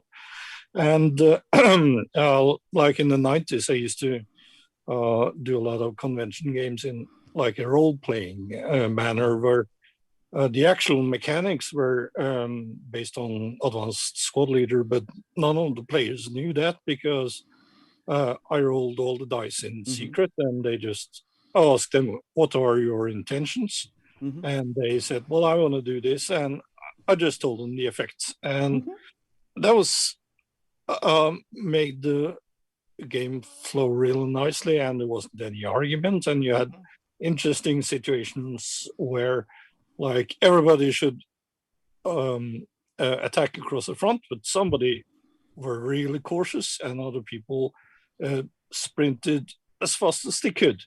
And we also used to have things where if you want to play with the other players, you would have to read it into a dictaphone, which I provided, which was really funny because you could introduce static and people didn't understand what they said. And there was one really experienced gamer none of his orders came through until I pointed out, well, maybe it's better if you press the record button. And I think the most fun we had was when I did like an impromptu game at the convention in Sweden where we played like the Kampfgruppe Piper attack at Bastogne, I think it was, where you had these Germans dressed as Americans.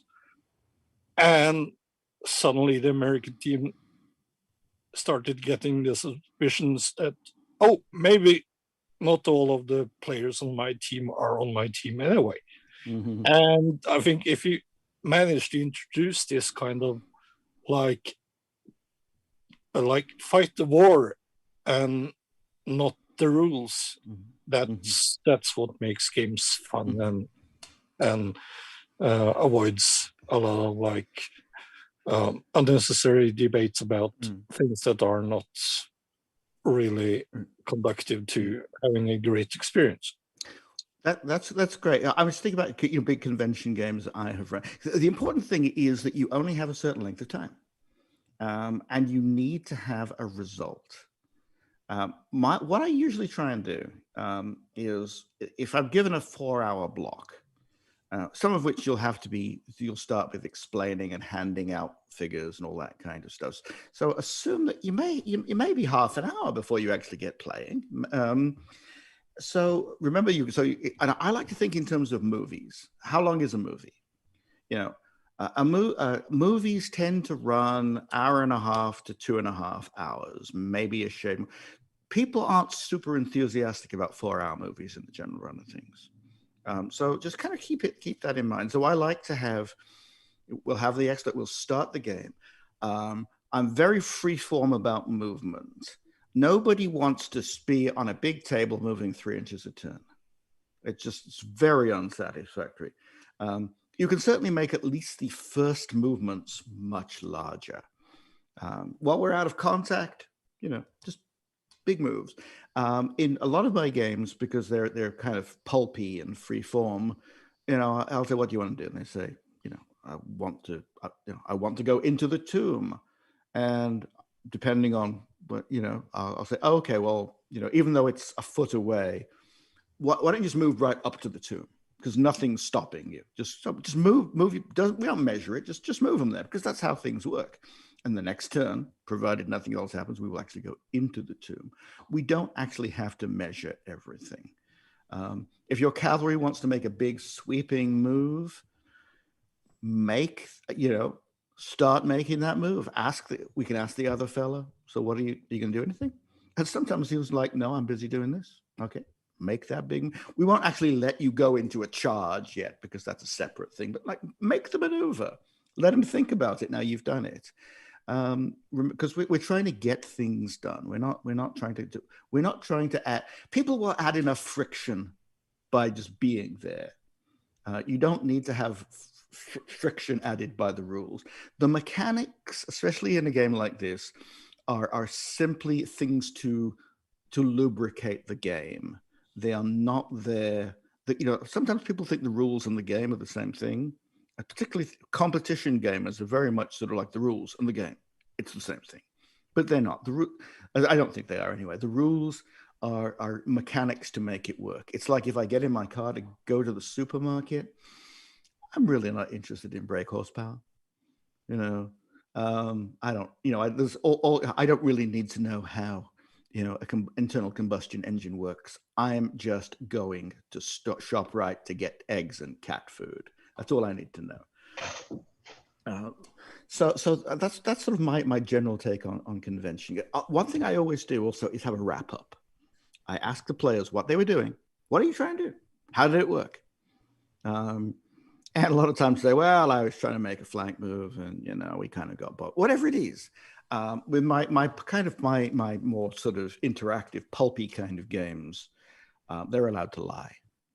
It's like, just tell us a story. Just tell us a story about what you were and how it worked. And you'll get people who will just tell these amazing, completely untrue tales. And the audience loves, and I will give like little awards, like dollar store, plastic, and the Oscar goes to.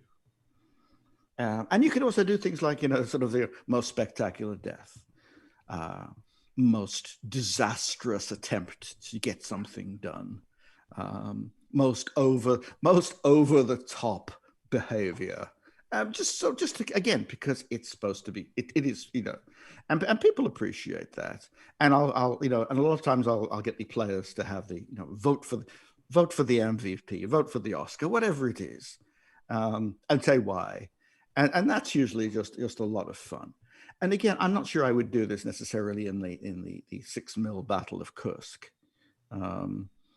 but we do need to wrap it up in a satisfactory manner. You don't want the game that's like, well, it's 4 o'clock now, and I guess we need to take things down. I think the Germans would have probably won. Yeah, they probably. That's no way. That's very unsatisfactory. Roy, I see you laughing. Yeah, exactly. Yeah, you definitely don't want that. You need to have a situation where there's either it's resolved or it's obvious how it's going to be resolved. Mm-hmm. Yeah, absolutely. Howard, best prize I ever got at a tournament was from. Does anybody remember Terry Gore? Mm-hmm. He used to run a game called Medieval Warfare at conventions and stuff. Mm-hmm. He had a trophy called the Coveted Second to Last, and it was a sympathy trophy because you weren't even good enough to achieve coming in all the way last. Mm-hmm. So because of your failure to excel at losing, we had this wah wah wah wah kind of trophy because we pity you. Mm-hmm. That's my it's still my favorite trophy ever. That's good. Yeah, Terry was a lovely guy. I just. Okay. There's a few folks I haven't heard very much from, and I sort of some people are more talkative than others. Thomas, do you have any thoughts on what we've said so far?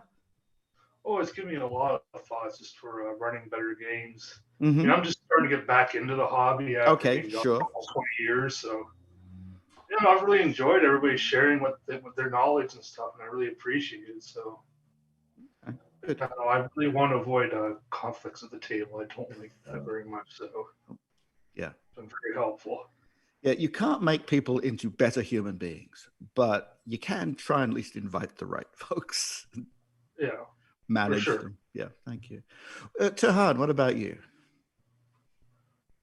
It's actually very insightful, because if you know, if any HMGS convention happens this year, hopefully if COVID clears up, I was looking to hopefully run a table for the first time. It's something I've always wanted to do, and my current problem is I don't know what to run or what era, what rule set. So there's definitely a lot of thinking to be had there. But out of interest, like how many people here have actually run like the demo tables outside of the obvious? You mean how many people have run games? Yeah, like a game, public games. Yeah, gotcha. And then what have you found that is like your sweet spot of players? I think I think we might be running out of time. So what I would say is go by one of the better and busier forums. Recommend A Gentleman's War if you can get into that one, and then just post your question. Page, join me. Yeah, post your question. I think you'll get a lot of like a nice laundry list of do's and don'ts for your first game, and I think you'll find that a better method. But I would say stick with a game that you're gonna love presenting, and that even if it doesn't go off perfectly, nobody really cares. And using some of Howard's methods that he's talked about will help make people feel like everybody was a winner, even if a game necessitates people maybe having to lose. And you can't go wrong with an Oscar for worst impression of James Cagney while they went into the tomb, kind of a thing.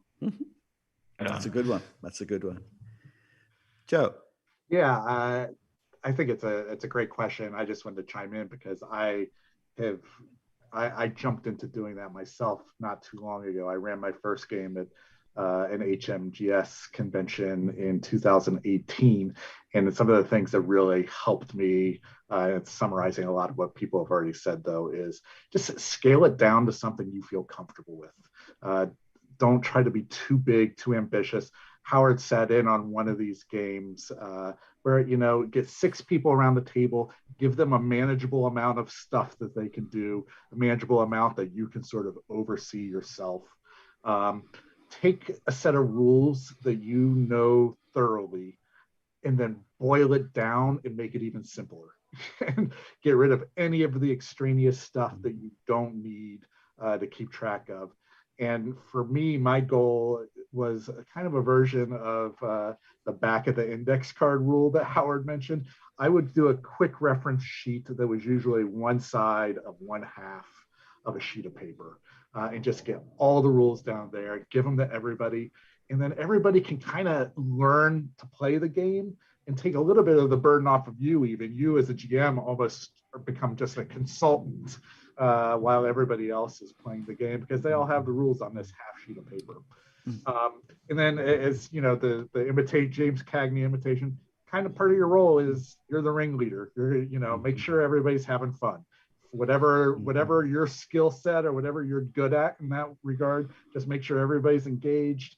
Bring a lot of energy yourself to the table, and just everybody's there to have fun. It's not and hopefully the competitive egos. If you like to play a certain kind of game and you design that game and advertise that game, you're going to draw the kind of players to that game that you enjoy playing with. And no one's going to go to Howard's games. They're going to be peg legs and eye patches and different props like that. And so you're not going to go bring your own claret. Yeah. Right. So hopefully, you'll draw the kinds of players who are going to enjoy that kind of game. I would also say that when it comes to the rules, especially, a game that has, is more players moving pieces themselves, is if I watch them and within 10 minutes, they've kind of got the rules, that's fine, because I don't want to be constantly adjudicating rules, They'll figure, if they can figure it out themselves quickly, that's good. I played a game of A Gentleman's War actually at the last Historicon that actually took place, and there's 2 players opposite, and they've never played this game, and one of them has just got the rules. He's just got it, and the other one is like, how far do I move again? And this is like an hour into the game. And, you know, so it's like my prediction as to who is going to win on this particular flank is pretty strong already. It's going to be like just, and I was right. Two more little things that just popped to mind, just reinforcing what somebody else said, is play test it. Don't go in cold. No, especially for length. Like, I completely misjudged. I thought we could do a game in 2 hours that was going to take 3.5 hours. Unfortunately, I play tested it ahead of time and realized, oh, I got to completely pivot before we go take this to the convention. And then also, like, find a ringer to be in your game, meaning if you have a friend at the convention with you, convince them to play in the game, and hopefully they can help the other players then along with the game and the rules and the spirit of the game and stuff like that. I've even done that with just have a friend who can be a sort of a second game master who can sit at the other end of the table and answer questions as they come up on the far side of the table while other people are doing their thing on the other side of the table. So those are just a couple of things I would throw up. You know, Turin, I think, you know, the corollary to Howard's presentation that games should be fun is if you're there to help people have fun and their fun is more important than your game or whatever you're trying to achieve with your game, people will pick up on that, and they will, like, I've had guys on the opposite side helping the guy. It's still 6 inches, just like it was 45 minutes ago. That's how far you can move. Just trying to help you out here. We already know we're going to crush you. That's okay. So if you're pushing to have fun, I think most gamers want to have fun. They'll realize you're trying to help them have fun, and they will actually voluntarily assist you with your fun and kind of jump into the spirit, whether they have claret or not. But hey, claret doesn't hurt. Yeah, and I think that speaks to, as the play testers, as the designers, play testing these things, or just hosting a casual pickup game with rules people might not be familiar with. People who decide to join your game are doing it out of fun, or they're just looking to fill their time. There's not an obligation in these contexts, as much as we would like it to be so, for people to be dialed in and attentive to the specifics of the rules. And I don't think that if 45 minutes in, people are still asking, how far do I move on my turn? I don't think that is a reflection necessarily of their commitment or their value as a player, or you know, my ability to communicate. Sometimes it's just people are there to hang out, and they are deliberately not paying super attention because they're there just to have fun. Now, Quinty, you appeared there for a moment. You were about to say something? No, I was going to ask, where do you look for playtesters? Good question. Good question. What I have done, well, I mean, I have I'm very lucky in that I have a local group of folks who are pretty like-minded. You know, after you've been, you know, people who've been playing for a long time tend to have a much more sort of relaxed attitude because no one's trying to prove anything. I'm not testing my manhood today. My manhood's fine, thank you. So you get those guys, and they're much easier to play with. If you've got some rules that you've written and you'd want, then sometimes you kind of have to sort of go out into, and the internet has helped the world enormously in this respect. You know, and just say, look, I'm looking for some playtesters. I'll send you this. If you have, chances are that probably a chunk of them will, at most, look at them. They won't necessarily play them. Sometimes you luck into some folks who will play the hell out of your game and then tell you exactly the stuff that you need to know. Sometimes they'll tell you stuff you didn't want to know, but that's okay. But sometimes you just kind of have to say, look, I'm doing this. I'm doing I don't know, whatever your subject, whatever your topic is. I am writing a set about Marlborough's wars or tank warfare in the 28th century or whatever it is that you're doing, and saying, and you know, it's a work in progress, and I'd like some people to at least look at it and maybe try it out and see how it works.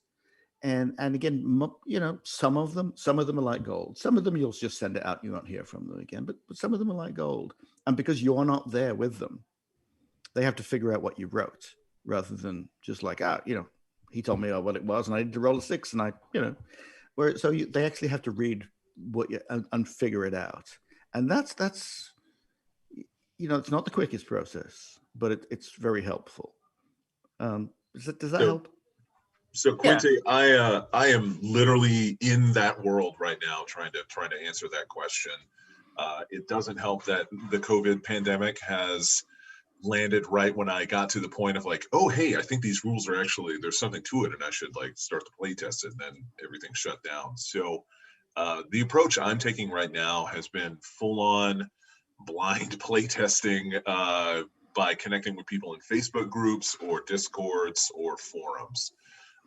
I'm running into the same problem that Howard talked about, and I'd like to get people's thoughts on that. In so much as, I've got a fair base theoretically of people who've responded, have been like, oh yeah, cool, we'll take a look at it. And because I'm tentatively working with the publisher, like I'm not having open play testing where anybody can just download the rules and check them out. Like I'm trying to keep the door shut a little bit of saying, hey, shoot me an email, fill out this form, join my kind of private playtest group on Facebook.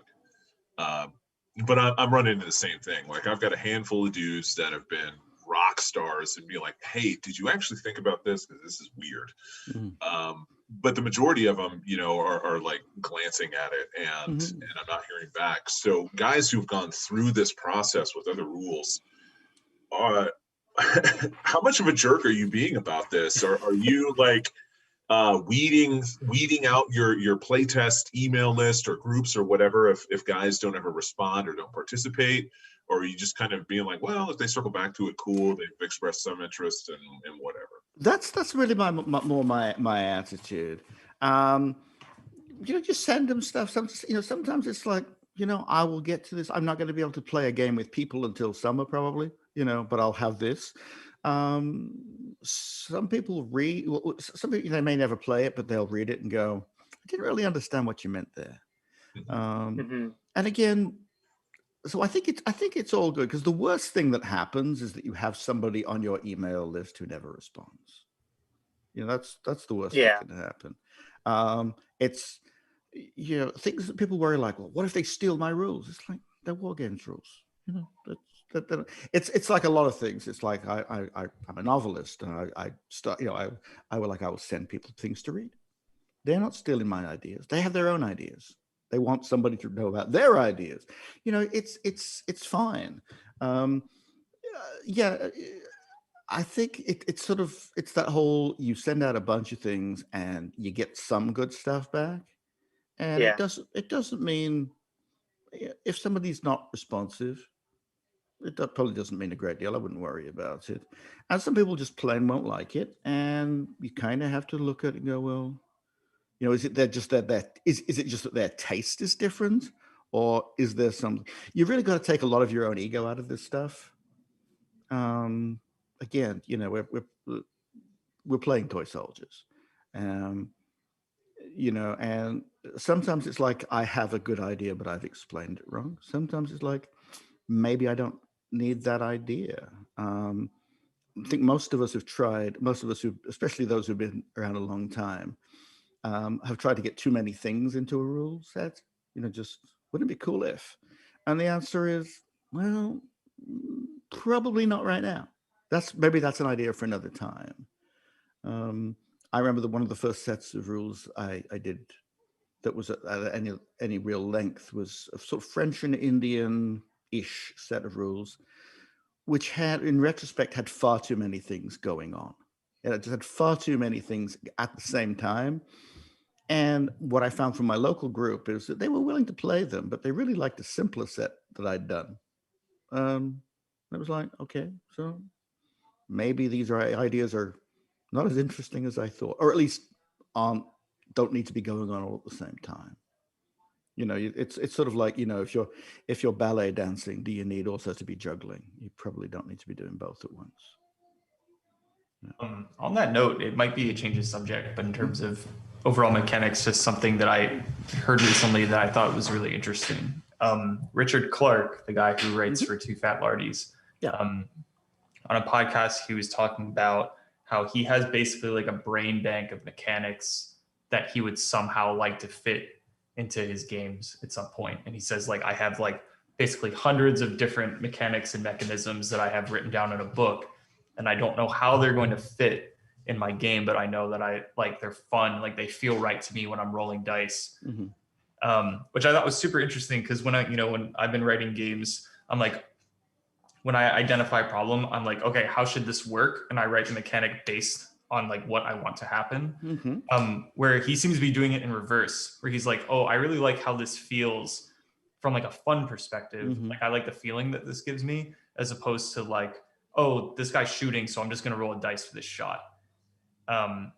And the way he thinks about that, I think, is really interesting because a lot of his games, in terms of like more modern games, they play a little bit more differently to me. You know, it's not as simple as like, I just shoot and then you're dead. Like he has a lot more like dice rolling interest. One thing that he does some of, and I actually like all his kind of lower level mechanics. Not as sure I like his activation stuff, and I, but I think we all have mechanisms that we like and come back to, and sometimes they fit and sometimes they don't. And I think the thing to watch for is just because you like to do that doesn't mean it's right here.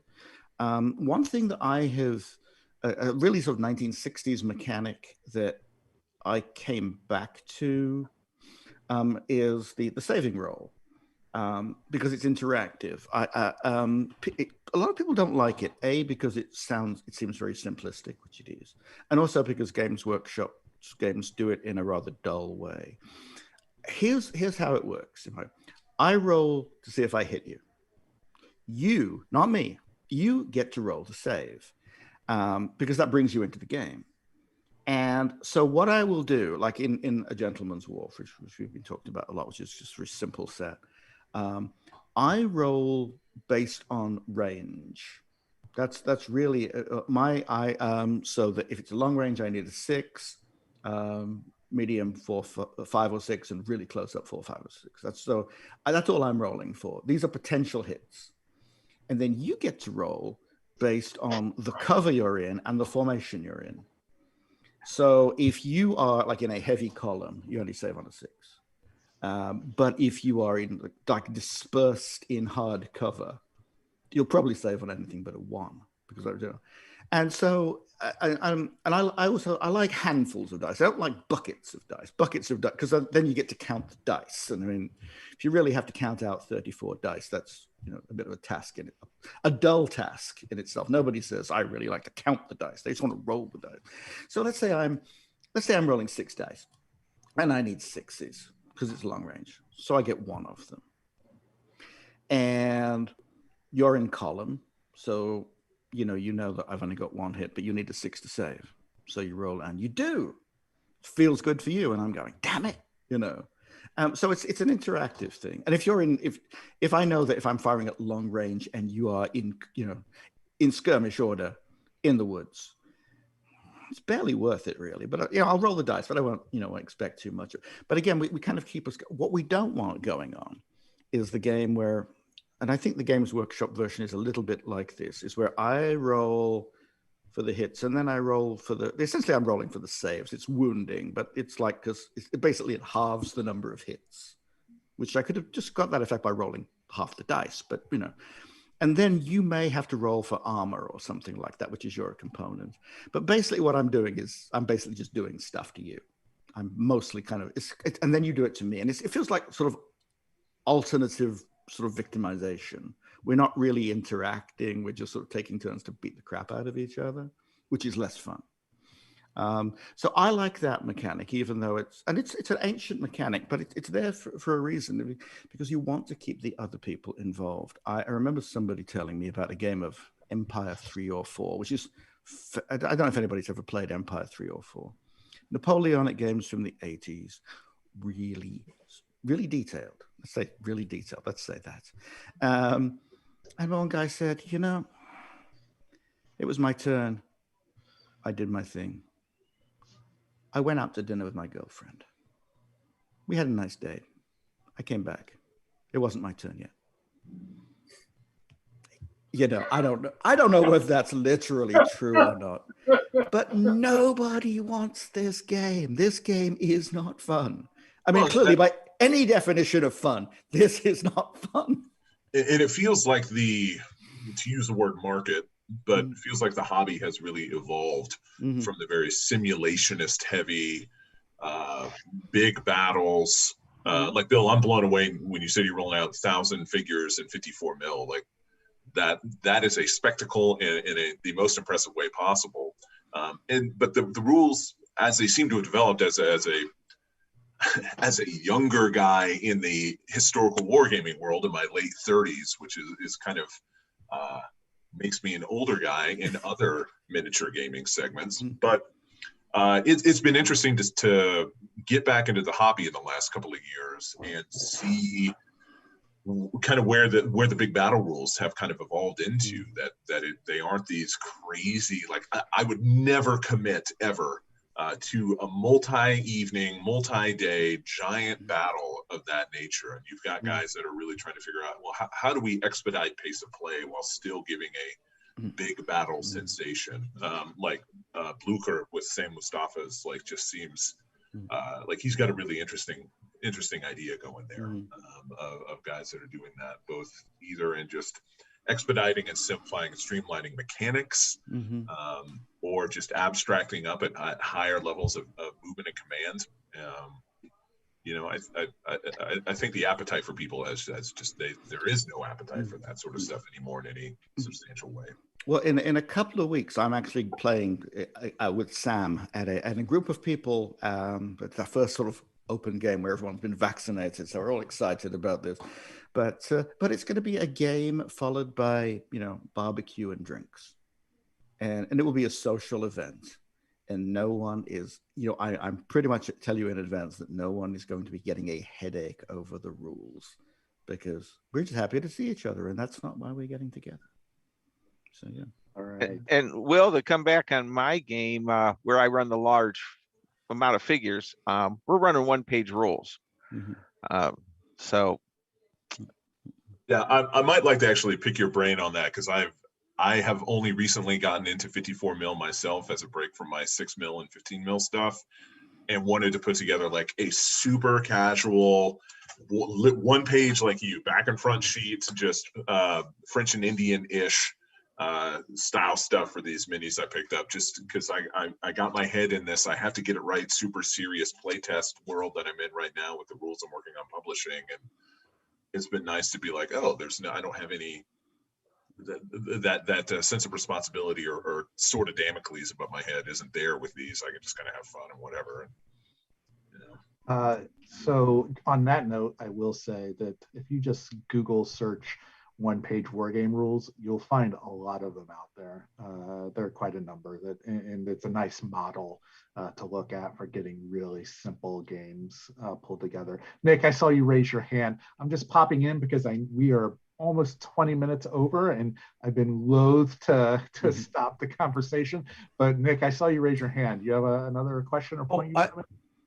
I just wanted to say to Will, I recommend taking a look at Fistful of Lead skirmish rules. Very simple, and I've used them. I used them for a 12-player Magnificent Seven game at a convention, and everybody paid attention because it's card driven. You have a deck of cards, so everyone's looking at their cards, even if they're not playing, trying to see when they're going to activate. And anyway, worth a look. It's my go-to for man-to-man skirmishes. I appreciate that, Nick. I'll take a look. Okay. I would say before we close, and we have run over, please, you have the last word here. Oh, okay. Go right ahead, Howard. If those of you who are on Facebook, then look up A Gentleman's War, which is it's mostly it started out as mostly to do with this particular set of rules, but really it's just to get a page for people who have a gentlemanly approach to wargaming. We basically pretend that we're all old geezers in an imaginary gentleman's club, by which I mean, sort of not that kind of gentleman's club.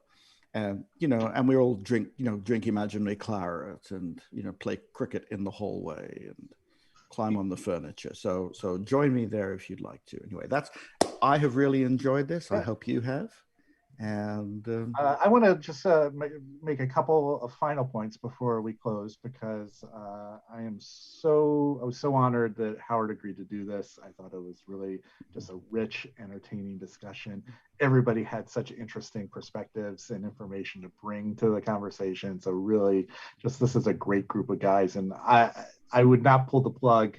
Except I could do this for another couple of hours because everyone is so interesting. I just want to share a couple of quick things though while I have everybody's attention. So I'm going to just share a screen here. You'll see the ScrumCon website. We are trying to stream games and workshops and interviews all weekend long. I think we had a game start at 2:30 that you can watch from the front page.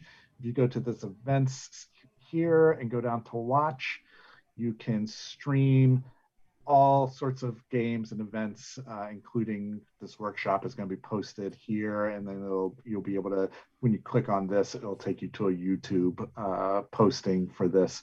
But we have several games. I have an interview I'm doing with Wargame historian John Peterson tomorrow afternoon. If anybody is interested in that, it starts at 1 Eastern time. And a lot of people have signed up for that. There's no limit, and it's a free event, and there are no limits to the number of attendees. So I think Peterson is just a fascinating historian on war games and RPGs. But more importantly, if you go to our store and click on that up here and scroll down, you'll find a link down here to the Pulp Action Library that you can click on, which will take you to Howard's store on the Wargame Vault, and you can check out all sorts of games that Howard has published over the years. So again, go to our site, go to the store button, and then scroll down to the bottom here where you'll see the Pulp Action Library. And I just wanted to make sure that everybody saw that. Now, let me see if I can stop sharing. Just really, again, thank you everybody for coming, for being such great, active, engaged participants in all this. I know there are some faces here I recognize. Joey, we're keeping up, you've run a couple of games. You've been part of ScrumCon since the first year we did it, and you've run some amazing games this is not a test, and I'm looking forward to having you run some more games for us.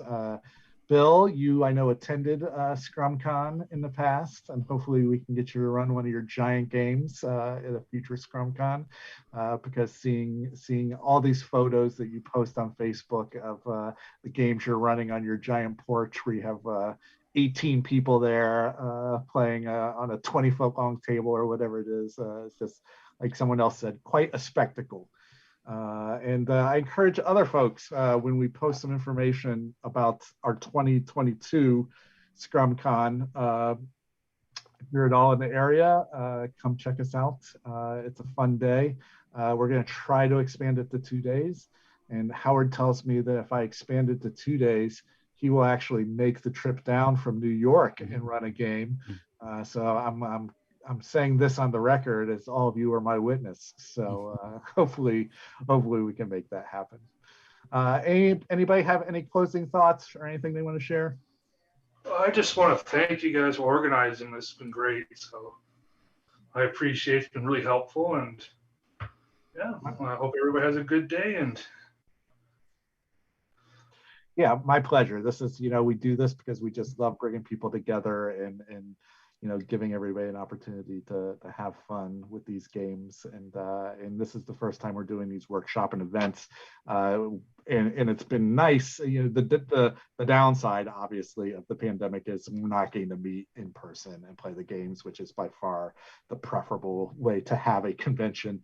But the nice thing that it has allowed us to do is do some events like this, where we can get somebody like Howard in, and people from all over the world can kind of dial in and participate in this way. So trying to make the best of a less than ideal situation.